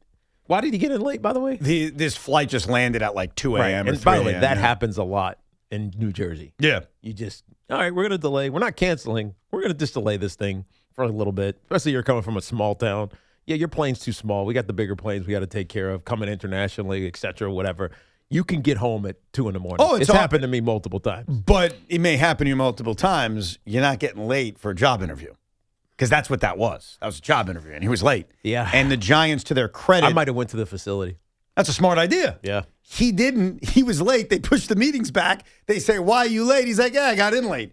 I get his feeling, and his feeling was they're not drafting me. They're probably disappointed. And the Giants were able to look past that and still draft him.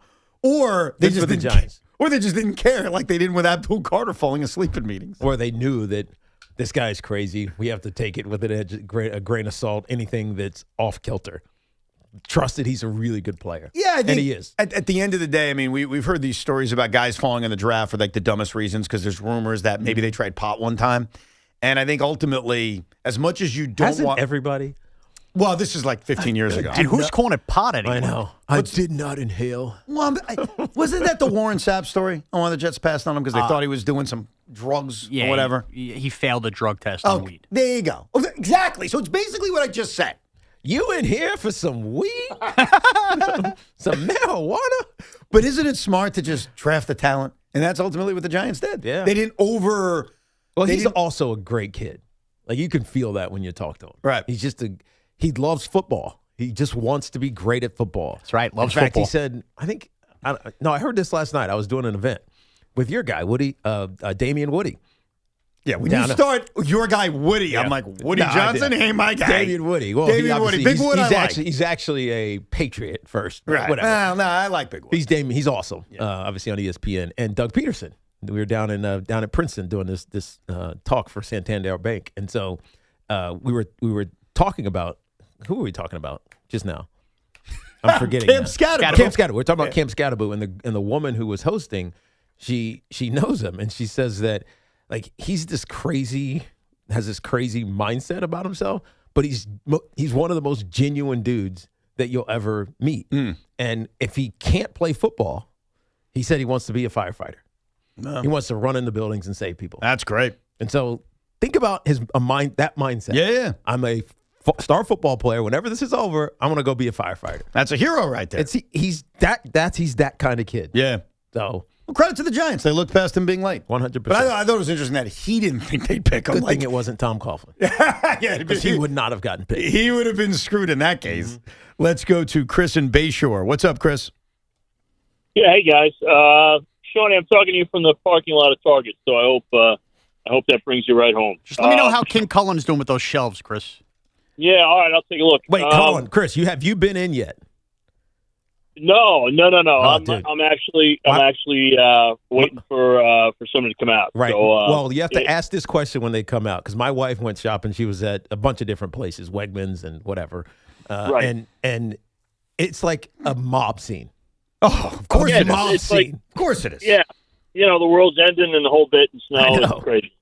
But listen, I had a couple of things. First of all, as a Giant fan, I thought the Harbaugh intro got an A. I thought it gave me a lot of optimism moving forward. But I also touched on something, I don't know, I guess it was afterwards before when I think you could be the new running back coach. I sense a real dynamic there.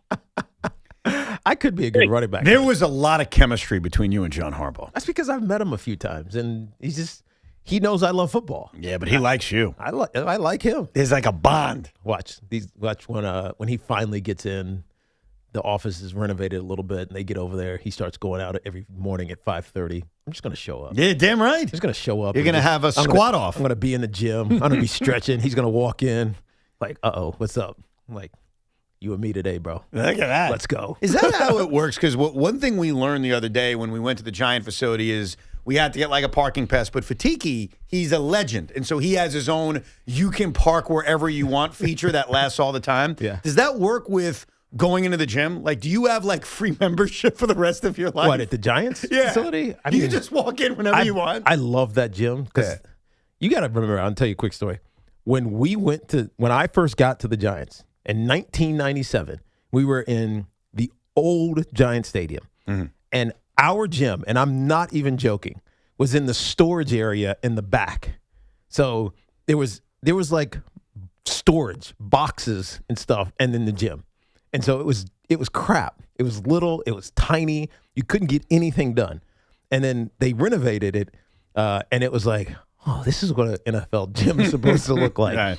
And I thought it was nice. It was big. It was like it was cool. When I walk into the Giants facility now over at Quest, have you been in the gym? No. Next time we go over there, because it's right where they don't allow me in. Are you kidding me? If you're with me, we'll go back there. Okay. So right where the broadcast studio is. Have you been there? We broadcast from the studio. I know, but they won't let me in the gym. But you can see it. It's right down the hallway. All right. Okay. It is one of the greatest gyms, and I go in there and I'm like, dude, I just want to get under that squat rack. Man, I want to go do some deadlifts on that platform. So if they would let me, and I'm sure they would. That's what I'm thinking, that you can. Like, you probably have. You don't even realize, like, lifetime The problem pass. is I couldn't do it when they're there. Yeah, no, I get that. Like when the team is working out. Yeah, I'm no, not I going get to work that. out with those guys, but Yeah, if I go over at 5:30 in the morning. If you did it with the players, you'd make Tyrone Tracy feel bad about himself. No, Tyrone Tracy is jacked. I understand, but and he is big. He's bigger than than he looks like he is on television. I think he's engaged too. Congrats to him. And that was part of. Did you see that story about how he ended up at the press conference? No, he was on a trip, his engagement trip. I guess he was. I remember because I saw the pictures. And Jameis Winston encouraged him that it was important to get back for the press conference, and his new fiance said you should get back, and he flew back. And then flew back to see his fiance. Get out of here. That's incredible. You know, the only time I got away with that was when UVA was in the national championship. So they had the Final Four. Where was that? Minnesota? Minneapolis? I think it was in Minneapolis. And did we do our show from out there? We did a bunch of Minneapolis. So we did our show from out there. I stayed an extra day because they wanted me to do a pregame commentary about UVA basketball. And I don't know anything about UVA basketball, but it's just me as a UVA basketball fan and Tony Bennett, what this means to our program.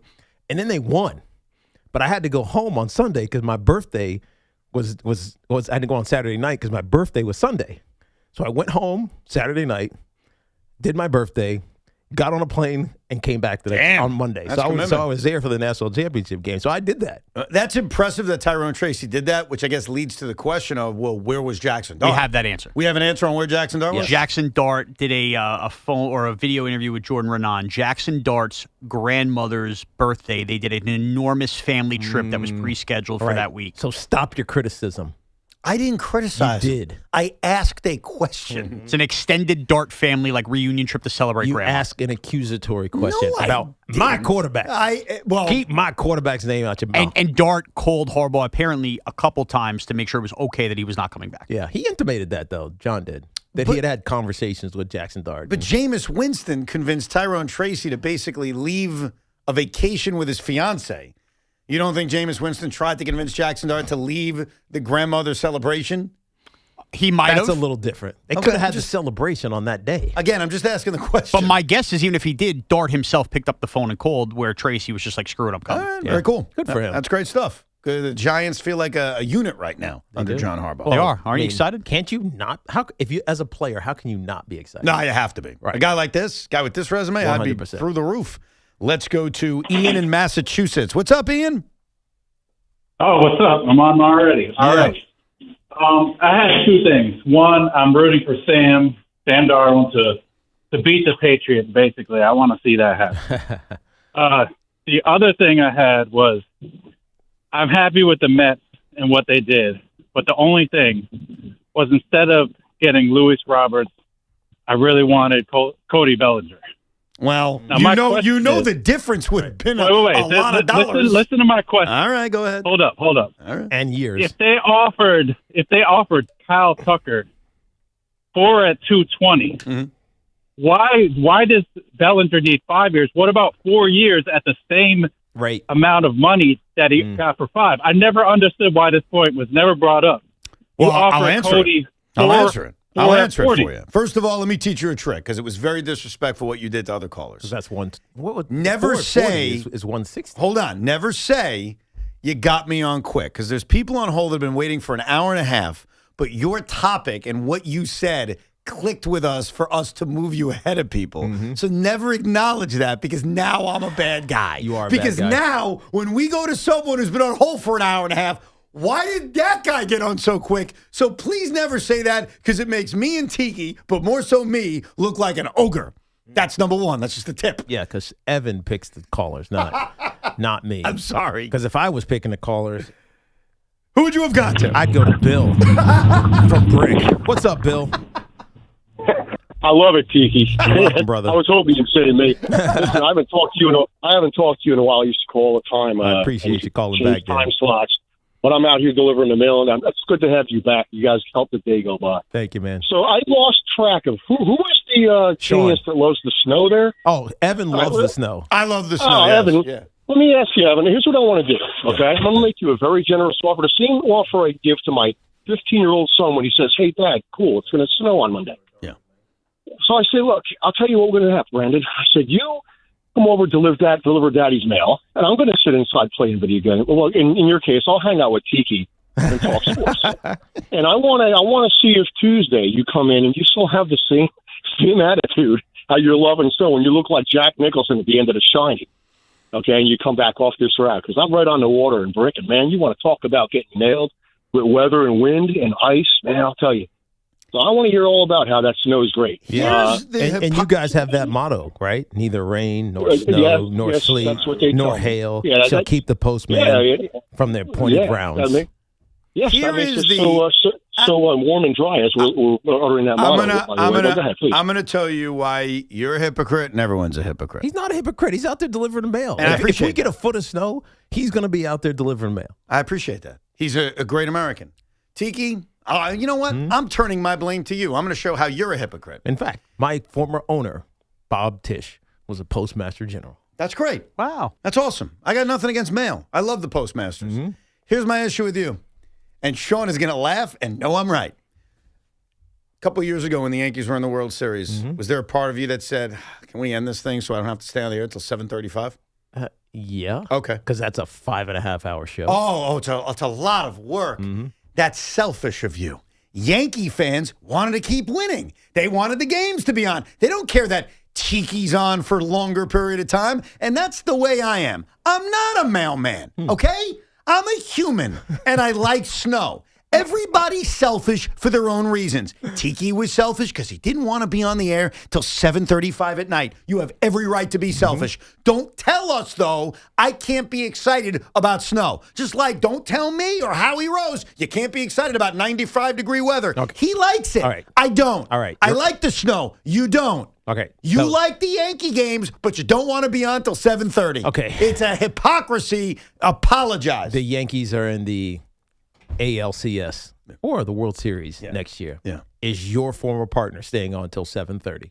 Big Mac is. Okay. That's not what I asked. Yeah.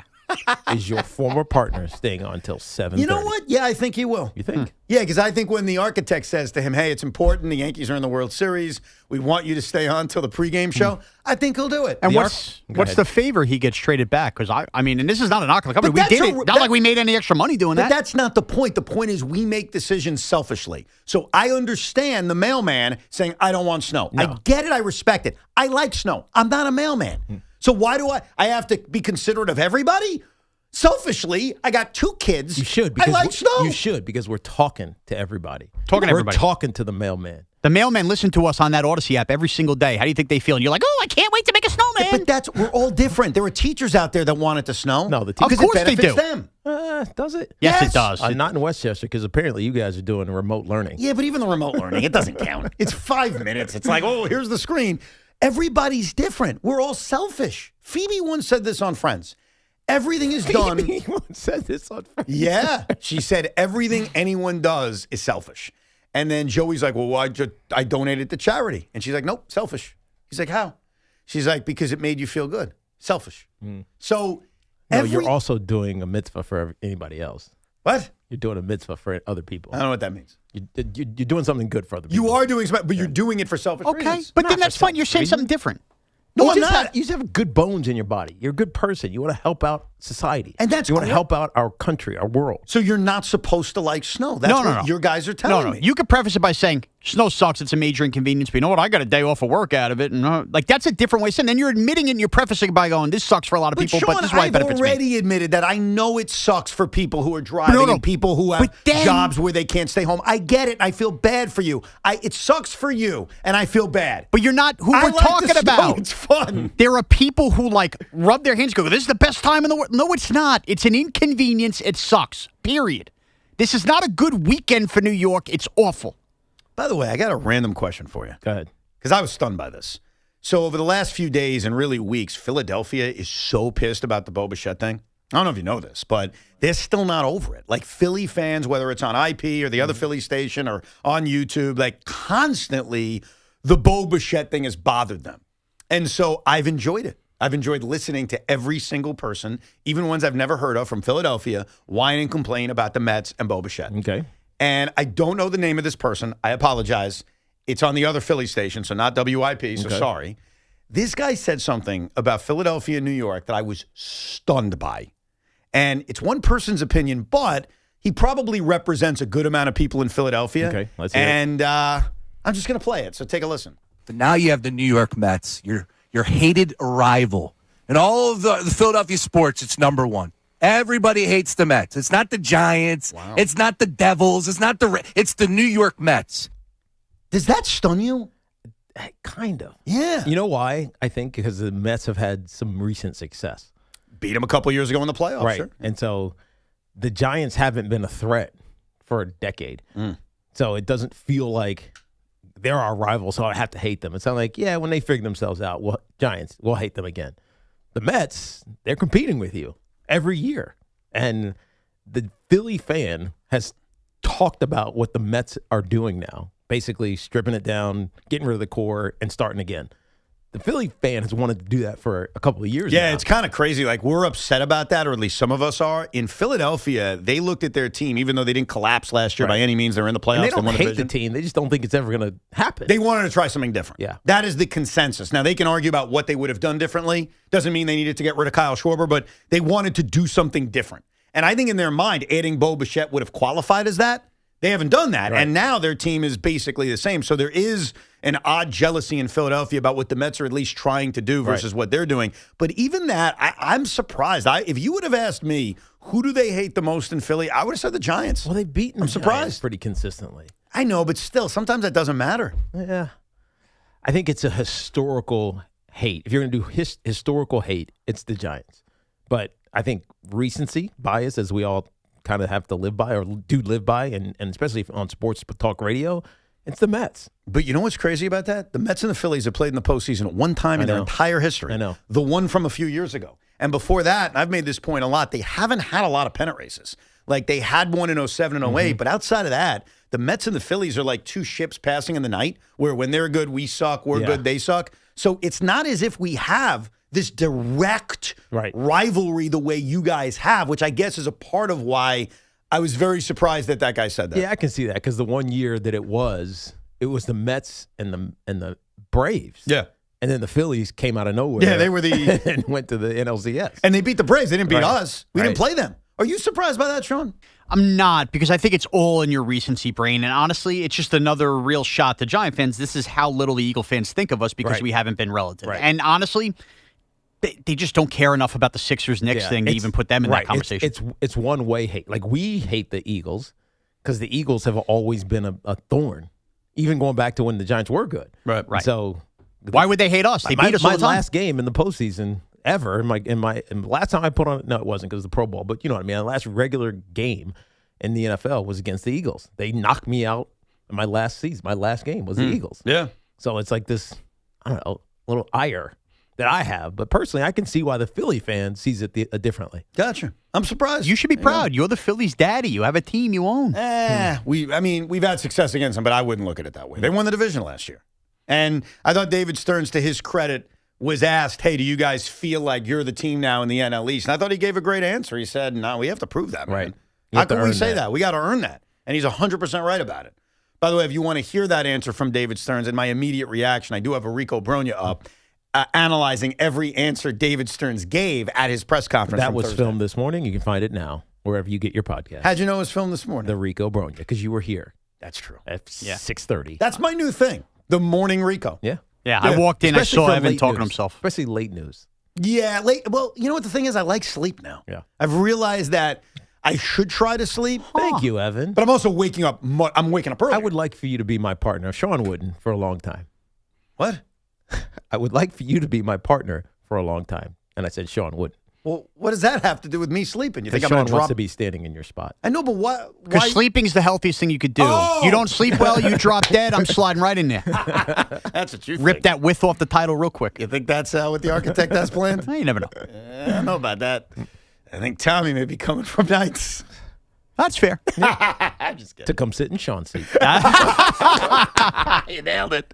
When we come back, we'll get back to your phone calls. We'll make our picks on Championship Sunday. And yes, all the mistaken idioms from the week that was in a very popular segment we like to call Idiots with Idioms. Our friends at Town Fair Tire remind you that at Town Fair Tire, you always get the guaranteed lowest price on name brand tires from Connecticut to Maine. Nobody beats Town Fair Tire. Nobody. A new year means new goals.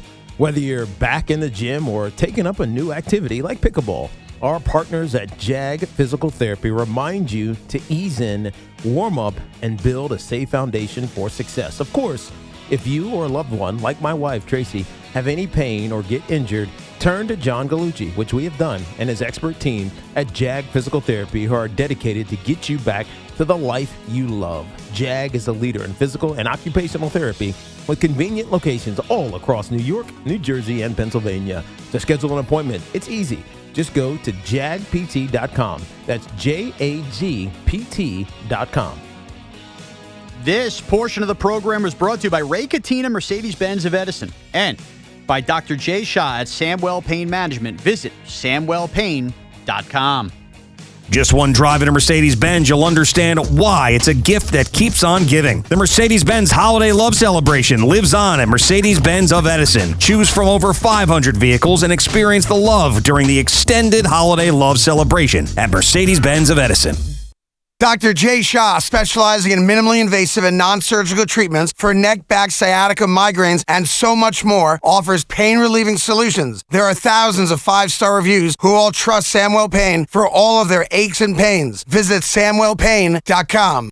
I'm Pat Boyle here to help you beat the books with Western One Sports. NFC title game on Sunday, and it's the trilogy between the Rams and Seahawks. In the first meeting, the Rams were +3 in the turnover department, but nearly blew a 9-point lead in the final 3 minutes. In the second meeting, the Rams were once again +3 in the turnover department and put up 581 yards of offense and still blew a 16-point lead in the fourth. This time, they finished the job. Give me the points with the Rams. I'm Pat Boyle. Bet smarter and beat the books. Download the BetMGM app today. This new year, get started on your next success with University of Maryland Global Campus. Apply now and save with no application fee. Classes start February 11th. An accredited state university, UMGC offers online and hybrid classes while giving you a head start on 2026. Earn up to 90 credits toward a bachelor's for prior learning and experience, or transfer up to 12 credits toward a master's. Learn more at umgc.edu. Certified to operate in Virginia by Chev. See what sets Mazda apart in the Mazda CX-5. The smart choice for those who expect more from their drive. With standard iActive all-wheel drive and advanced safety features, the CX-5 gives you confidence in every condition. Its effortless handling and responsive performance set it apart from the crowd. Inside, you'll find thoughtful, crafted design for comfort and connection. There's more to a Mazda. Lease the 2025 Mazda CX-5 for $209 a month. Visit your local Mazda dealer or MazdaUSA.com. Hey, sorry I missed you. Your call is very important to me. Just not as important as the New Jersey Lottery's Green Ball promotion being back on Pick 3 evening drawings. See, if the green ball's drawn, that's a free second chance to win? So, yeah, you get it. It's only through February 1st, though, so try me after then? Must be 18 or older to buy a lottery ticket. Please play responsibly. If you or someone you know has a gambling problem, call 1-800-GAMBLER. For game odds and promotion details, visit njlottery.com/pick3. This isn't just a game, it's a once-in-a-generation event. The Harlem Globetrotters 100-year tour. Be there at Barclays Center on February 15th. Go to harlemglobetrotters.com for your tickets to the 100-year tour. Bet 360.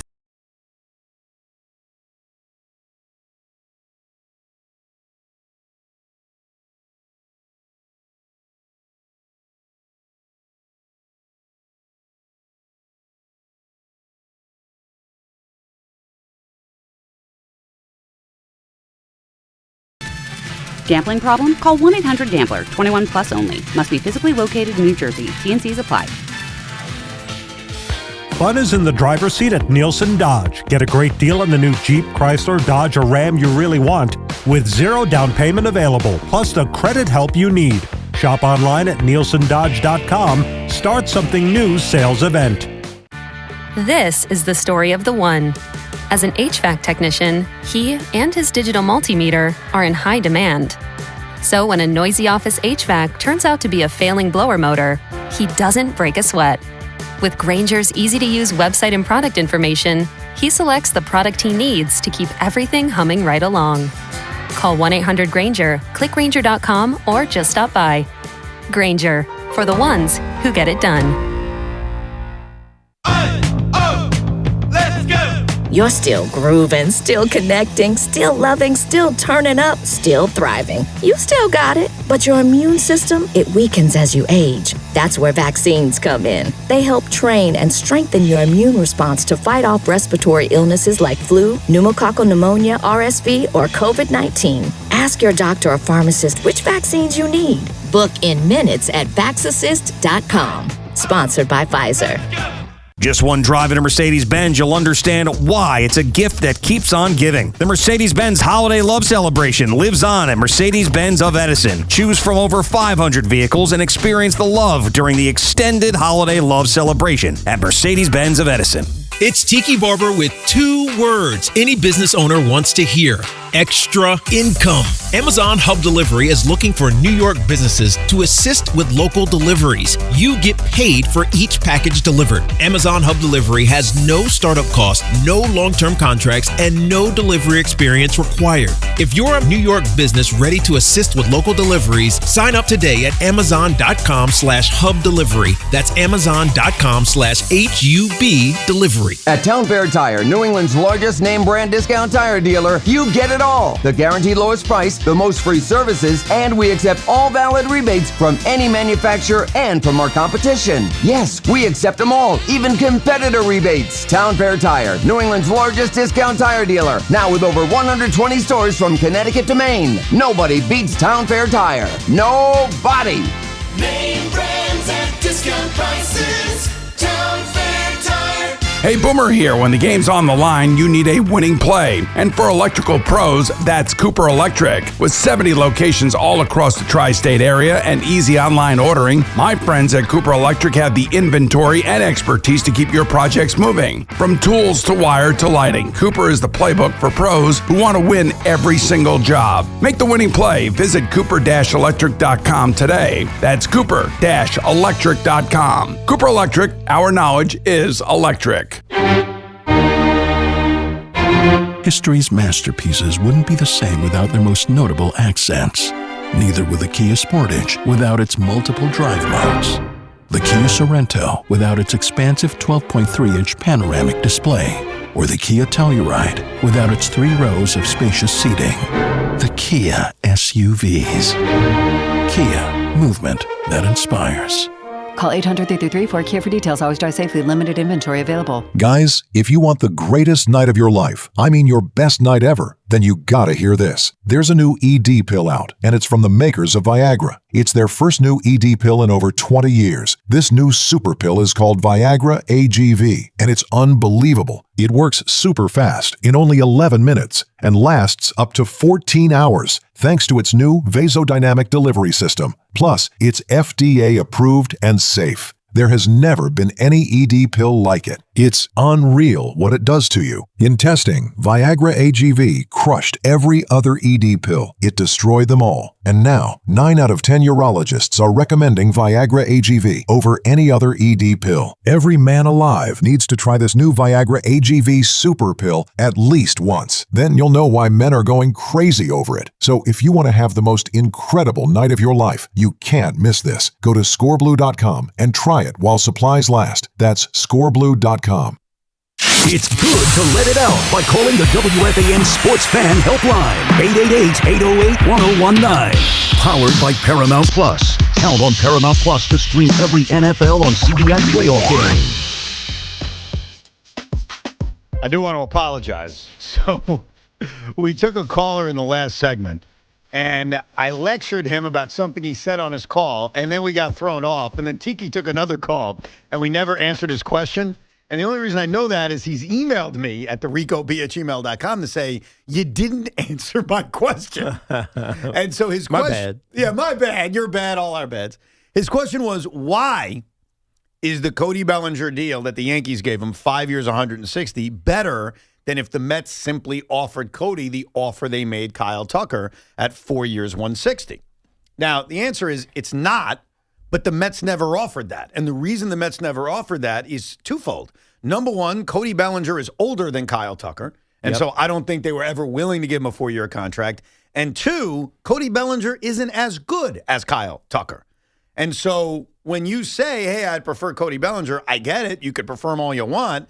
The Mets were just never going to offer Cody Bellinger what they offered Kyle Tucker because of age and because they feel Tucker's better. Yeah, and don't you think that Cody Bellinger also wanted to stay with the Yankees unless he got a significantly better deal?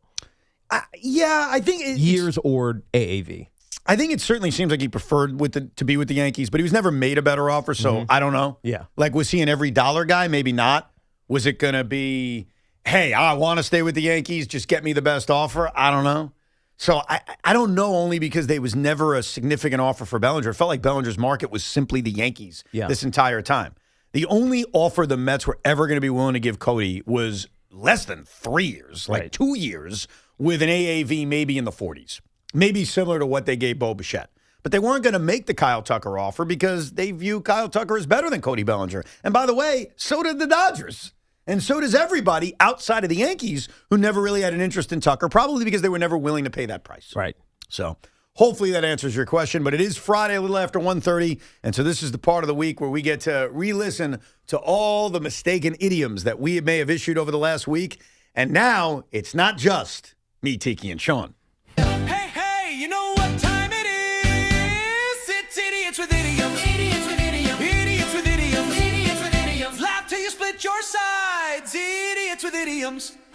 Because John Harbaugh is not officially the head coach of the New York Giants. They are still working out different languages. It's Idiots with Idioms. Screwed this up from the point of they let it drag on too quickly. It's Idiots with Idioms. And as good as Freddie is, Tarik Skubal's the eye of the apples of everybody. It's Idiots with Idioms. So if you're Kyle Tucker, it gives you two cracks at an apple of riding the tail, the backside, whatever it is. What's the idiom?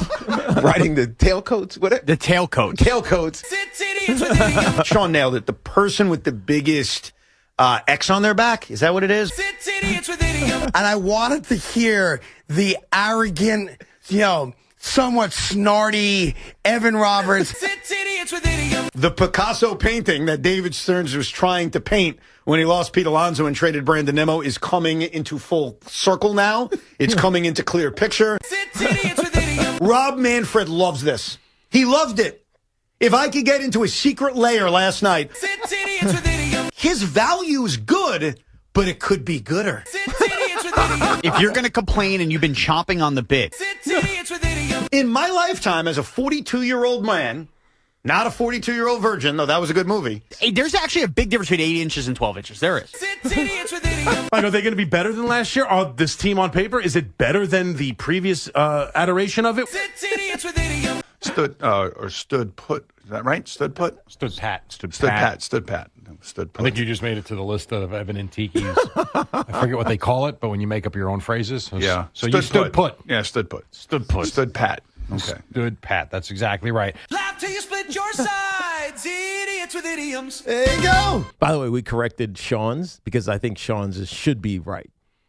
Chomping at the bit instead of chomping on the bit. He said chomping on. It should be chomping on, even though it is chomping at. Yeah. Yes? Yeah. But let's not get a head start on next week's. I like the representation. I mean, think about it. Big Mac, Craig, Tommy, Boomer. Yes. Even Jerry giving a shout out to the segment. Lesson to take away is that we're all idiots. Yeah. With idioms. Yeah, We are. We're all there. We are.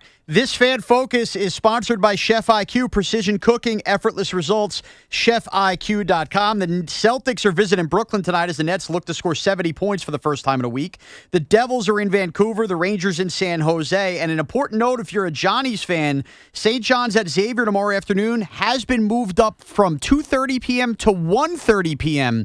with the impending storm. Remember that game being played out in Cincinnati. They're going to get the storm a little earlier. So the Johnnies moved up an hour earlier tomorrow afternoon ahead of this massive storm. Interesting. What we sort of forget about, not all of us, but we forget about, is that this storm is not just impacting us. It's like hitting half the country. Yeah. Did you know that? Like it's shooting up and coming up the Northeast, and it's hitting all different aspects of this country. And magically, the two places we're playing the championship games are unaffected by this storm. Yeah, well, I get it, because even if it's a dome, it doesn't matter, like if people can't get there. But you're right. I mean, just think about where the locations are. Seattle, Washington can't be any further away, and Denver, Colorado. And the weather in Denver is very normal, like normal winter weather, like 30 degrees, but no precipitation. So weather should not play a huge role in what happens over the weekend. Imagine the Patriots had home field. they wouldn't have played the game based on your logic. I agree. It would have been Monday night. Because I had mentioned a lot the last few days how cool it would have been if the Giants or Jets were hosting a title game. Oh, my God, could you imagine? And the truth is they wouldn't have played the game. The only question would have been this. Would they have moved it to Saturday or would they have moved it to Monday where it still could have the after effects of this monster storm? I don't think they would take a day away from preparation. I agree. I think it would have been Monday, and because they have the extra week, even if they had to go to Tuesday, it would have been a no-biggie situation. I agree. Because when you think about it, it's not like the other team is really getting that big of an advantage with their championship game because you have the extra week off. But either way, it doesn't matter because we all suck and we don't host championship games. This is where you say, but it's going to change under John Harbaugh. I'm not putting any jinxes on anything. He's getting conservative now. Let's make our picks for these games over the weekend. Championship Sunday. Our picks are presented by ELEC 825, Building Our Future, Collars & Co., the original dress collar polo. How'd we do last week? Well, me and Tiki did okay. We went 2-2. He got the Denver game right. I picked it wrong. I picked Buffalo. I got the Seattle game right. He got it wrong. He picked San Francisco. And we both picked New England, and we were both wrong about the Rams. So 2-2 for me and Tiki. Sean, on the other hand, went 3-1. Hey. The only game he got wrong was the Niner game. So here are the standings for the playoffs going into championship weekend. Sean and I are 6-4, and Tiki is 5-5. So it's anybody's game as we enter championship Sunday. Sean Morash, lead it off. All right. Look, New England out in Denver. Denver's getting 4.5 in this game, and a lot has been made about Sean Payton, great coach, defense, all of that. You know who else is a great coach? Mike Vrabel. And I think Drake May last week, I would hope he learned from playing a ferocious defense with the Houston Texans. Everybody's just trying to make this Nick Foles, and I'm not buying it. This is a tough ass for Jarrett Stidham. New England's defense is no terrible shakes either. That might be an idiom, damn it, whatever. Yeah. I'm taking the Pats laying the 4.5. I have a feeling we get a very uncompetitive AFC Championship game by the time the fourth quarter rolls around, and it'll be easy to see why. As far as game number 2, I want so badly to pick the Seahawks in this game because it makes no sense, right? Like, they're really doing this with Sam Darnold and their defense. But I'm going to lead on one last ride here for Matt Stafford. I think ultimately we'll get to this in 2 weeks. They are the team that I think will win the Super Bowl. Give me the Rams to win outright, though I will gladly scoop up the 2.5 in Seattle. Tiki Barber. Starting with the Rams game, it's so hard. The 12th man is so vicious out there. We heard Sean Payton last week talking about the crowd being loud, not just as they come to the line of scrimmage to create false starts, but to be loud in the huddle because it forces the quarterback to have to scream and communicate more effectively. I think in Seattle, because I played out there when it was CenturyLink, I forget what it is now, it's loud out there. I mean, there were times we played games and I couldn't hear Kerry Collins in the huddle, and it disrupted us, got us up to the line late, and made us not function as effectively as we could. I'm going to go with Seattle here, laying the 2.5 points, and take the Seahawks to get to the Super Bowl with Sam Darnold. As far as the other game in the AFC, I mean, the Patriots are the better team. They have the MVP. They have a great coach. They don't have a ton of elite offensive weapons, even though the run game has been pretty good. And Drake May is still a young player, and they're playing against a Vance Joseph defense, which has been one of the most aggressive in the NFL all season long. They led the league in sacks. They have guys that can get after you from Jonathan, I forget his name, but Nick Bonito and those two edge rushers have been unbelievable this year. So I think the Patriots find a way to win this game because Mike Vrabel is a winner. And he's got that Patriot lineage, which is always about winning tight games. I'm going to say the Patriots win this, but I think the Denver Broncos and Sean Payton find a way to cover that 4 number. So give me the Denver Broncos, even though the Patriots are going to win in that game. Well, let me start off on the NFC side. This is one of those games where, and I said this at the top, I like Sam. I don't find myself rooting against Sam. I think by the time I sit down, I'm going to have Sean Morash on my shoulder and that stupid clip of him saying, this would be worse for the Jet fans than Saquon was for us. And so I'm going to find myself rooting for the Rams. I just know it, even though I don't want to. Here's the thing about the Rams, and I have great respect for Sean McVay and Matthew Stafford. McVay is one of the best coaches in the world, and Stafford's going to the Hall of Fame. It feels underwhelming at times, if that makes sense. Like when I watch them, I feel like it could be better and it should be better. And I feel like an underachievement moment that's about to happen in Seattle against the Seahawks team that people continue to doubt but they're 15-3. Yeah. They've got a murderous defense. The home field advantage, which you talked about. They run the football well, even with the injury to Charbonnet. Like, I think Seattle's just better. And I don't know if enough people give them that respect. And so Sean McVay's a great coach, but I also feel like there's a lot of underachievement that's starting to stack up on his resume. And I think this is going to be one of them. Give me the Seahawks to win this game and cover the little tiny number of 2.5. The Seattle Seahawks and Sam Darnold are going to the Super Bowl. That's game number 1. Game number 2. Guys, we got to remind ourselves something, all right? We got to remind ourselves something. Jarrett Stidham is Jarrett Stidham. We want to make it to be a beautiful story. We want to convince ourselves how amazing this would be. He sticks it to Josh McDaniel, who knows him. He sticks it to the Patriots, the team that drafted him. He's not sticking it to anybody. Jared Stickum, as some call him. I think that was dog. This isn't going to be some great performance. And as great as Sean Payton is, X's and O's, he's going to scheme his way. It's not happening. We saw what the Patriots defense can do. And so I could sit here into a microphone and try to convince myself why I'm not going to be miserable watching the Patriots go to another Super Bowl. They are going to another Super Bowl. They're going to. So I'm not going to waste everybody's time coming up with fictitious stories on why they're not. And as far as the numbers concerned, here's the factoid that's fascinating.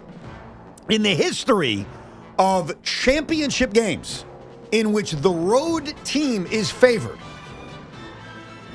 they've never covered. Ever. Now, that doesn't mean the home team will win, but it means they're going to cover the number. And so I think that's ending too, quite frankly. Like I'm not taking the 4.5. I think we're going to know before this game is over that it's pretty obvious that this is a coronation for New England. So, yeah, it's a big number. Yeah, it's historical in nature in terms of the history of a road team in a championship game. I'm with Sean. They're going to cover it. So give me the New England Patriots laying the 4.5. Give me the Seattle Seahawks laying the 2.5. So we're very split. We all have split opinions on this. Mm-hmm. Sean is going New England Rams. Tiki's going Denver Seattle. And I'm going New England Seattle. So we all have different views on what the hell's going to happen on Sunday. That makes it fun. Yeah. Yeah. A lot of fun. Here's what's fun. Not having to feel like a jackass when someone wins. And as a Jet fan, I'm going to feel like a jackass depending on some of these results. And I hate that. I just want to watch football and not have the stress of being made fun of. Yeah, no tie to you in your fandom. Correct. And I have major ties. I mean, the Patriot one is the obvious one. Like, I don't want to live in a world in which the Patriots are going back to the Super Bowl. I don't. And they're technically back for the foreseeable future. It feels that way. Because they're going to get better as the years go on. Probably. So it just sucks. And then the Sam Darnold thing we talked about, while I like him and I root for him, I just know guys like you are going to make fun of us. Like, oh, LOL Jets. Don't worry about me. Don't worry about me. I work with you every day. Don't worry about me. I'm going to throw a brain buster at you that I don't know the answer to that just hurt my head for the last 30 seconds. Does the way we made our picks guarantee one of us is going 2-0? Mm-hmm. No. Are you sure? It's melting my brain. No, because if Denver covers and the Rams cover, okay, that would be nobody going 2-0. Yeah. All right, good. You solved that easily for me. That was not that complicated. You'd be surprised how in the last 30 seconds I thought about that. It's not 4 games, Sean. It's 2 games. I know. And that's what confused me when we all went different variations. Right. No, there is a possibility that there'll be splits. There is a possibility that you could go 2-0 and in this postseason contest that we're having. Yeah, because if you go 2-0, it's over. That's true. Now, I don't think Denver's going to win, but I want Denver to win. So let's hear from a diehard Broncos fan who maybe can give me confidence. Oh, Gallo's that coming his team is. We can talk to him too. But I was talking about Chris and Paramus, who's a diehard Denver Bronco fan. Chris, how are we feeling going into Championship Sunday, pal? Awful, Evan. First time, long time. Thank you, man. My family are Jet fans, so I'm an anti-Patriot as well. It's just set up for the Patriots to just easy cakewalk to the Super Bowl as always. Also calling in because I'm annoyed at the Bills fans being upset. Bo Nix should not be hurt because of the non-safety call at the end of the game. That's you're not wrong. That's the killer. It's a great point. That they're complaining about their situation, but you are right. If the safety's called, Bo Nix isn't hurt. You're right. And he got tossed down. That D lineman, I forget which one it was. He got tossed into the end zone. Yeah. Now, it was kind of behind the play, so I can see why they didn't call it, but you could have called it for sure. And it was easy live, Tiki. When I saw it, I'm like, that must be a hold. I'm waiting for the flag, and Right. Josh Allen just running away from the play, but didn't happen. Sadly, I do think it's a easy cakewalk for the Patriots. The Broncos defense. Have some faith in Vance Joseph. Have some faith in Sean Payton. When I see a diehard Bronco fan on hold, I'm having the faith that he's going to talk us up on why they're going to be fine. He has unfettered, or no, he has fed. He has. You're off to a good start. Fettered is the wrong word because it's not a word. Yeah, keep going. No, I'm just trying to. He doesn't believe basically in his guy. That was very bushy. We stand in this. Wow, it's a power move right now. I'm going to stop. Here's Anthony Gallo, who works here, does a great job. You hear him on the air. Now, he's wearing a Broncos jersey, which I am stunned by the player he's wearing. You see the Bronco jersey he's wearing? I do see the Bronco jersey. Franchise legend. He's wearing a Tim Tebow jersey for those who are not watching and can't see him. Can you stop making noises with the mic? Is this your first time doing this? Just going to say. Well, I don't stand up when I do my show. You don't have to stand up. You know, and the YouTube chat wants to know why you sit when you're home. So. Because I don't have a choice. My table isn't high enough. Okay. Well, No, trust me, it's not fun. That's why the Ricos are only 45 minutes. You made the new coach of the Giants stand, by the way, too. So. No, he wanted to stand because Joe Shane sat. That's true. Good call. Yes. Yeah, yesterday, Craig and Big Mac, as always, were making up lies about our show, and they said that we sat for Coach Harbaugh. And I texted Big Mac. I was like, I don't think we did. No, we didn't. We sat for Joe Shane because we were sitting, and he Did came we over. sit for Joe Shane? Because he came over in the break when we were kind of just chilling a little bit. Yeah. And then sat down, and it was like, I guess we're just sitting. Yeah. Even though we stood the whole show. I scared Joe Shane because I come over to him, and I'm like, hey, thanks for coming on. I appreciate it. And his first response is, are you really excited about it? Like almost like he knows I've killed him. And then I said, by the way, when the interview's done, I got to talk to you about something offline. And he was like, what? And I'll be honest with you, and I'm not going to say what he said, but it was about Sean McDermott. That my issues with him. I've made that very clear. I've even said on the air, I want to talk to him privately about McDermott. And so he did, but he had no idea what I was referring to. Right. Just, I need to talk to you after this interview. Right. And he was like, what is wrong with this guy? Anyhow, Gallo, the Broncos, are they winning? No. Jesus. Are you serious? What is going on? Nah, You have no faith in Jared Stidham. No. All of a sudden, listen, I'm going to be very excited. I'm not one of these people, all of a sudden, he's the NFL's best-kept secret. He's not. He's a backup. But you got to believe. Don't you believe that Sean Payton can craft a game plan that fits his I don't know if you've heard me set? throughout the season. Up until like 3 weeks ago, I was not the biggest Sean Payton fan. I'm sure they'll run the ball 10 times and then. Yeah, but he just find ways to keep games close. And he doesn't get enough credit for that, I think, a lot in his tenure with Denver. Because there were some – you mentioned this stat. If you flip the one-score game, Denver would be one of the worst. They would have been worse than the Jets. Yes. Right. And so you still you have to give the coach credit for finding ways to win those games. And a lot of that is, all right, Bo, you're not losing this game for us. We know we have a superior defense. And going against this Patriots offense – which is good, but has shown flaws. Like they showed flaws last weekend against the Houston Texans. I mean, that game they should have run away with 4 interceptions in the first half by C.J. Stroud. They had a chance in the fourth quarter, the Texans did. So that was because of defense. The Denver Broncos have a really good defense. They do. They also got chewed apart when Josh Allen was in poop in the bed last week. I'm sorry. I know you can't really criticize Josh Allen. It's not allowed.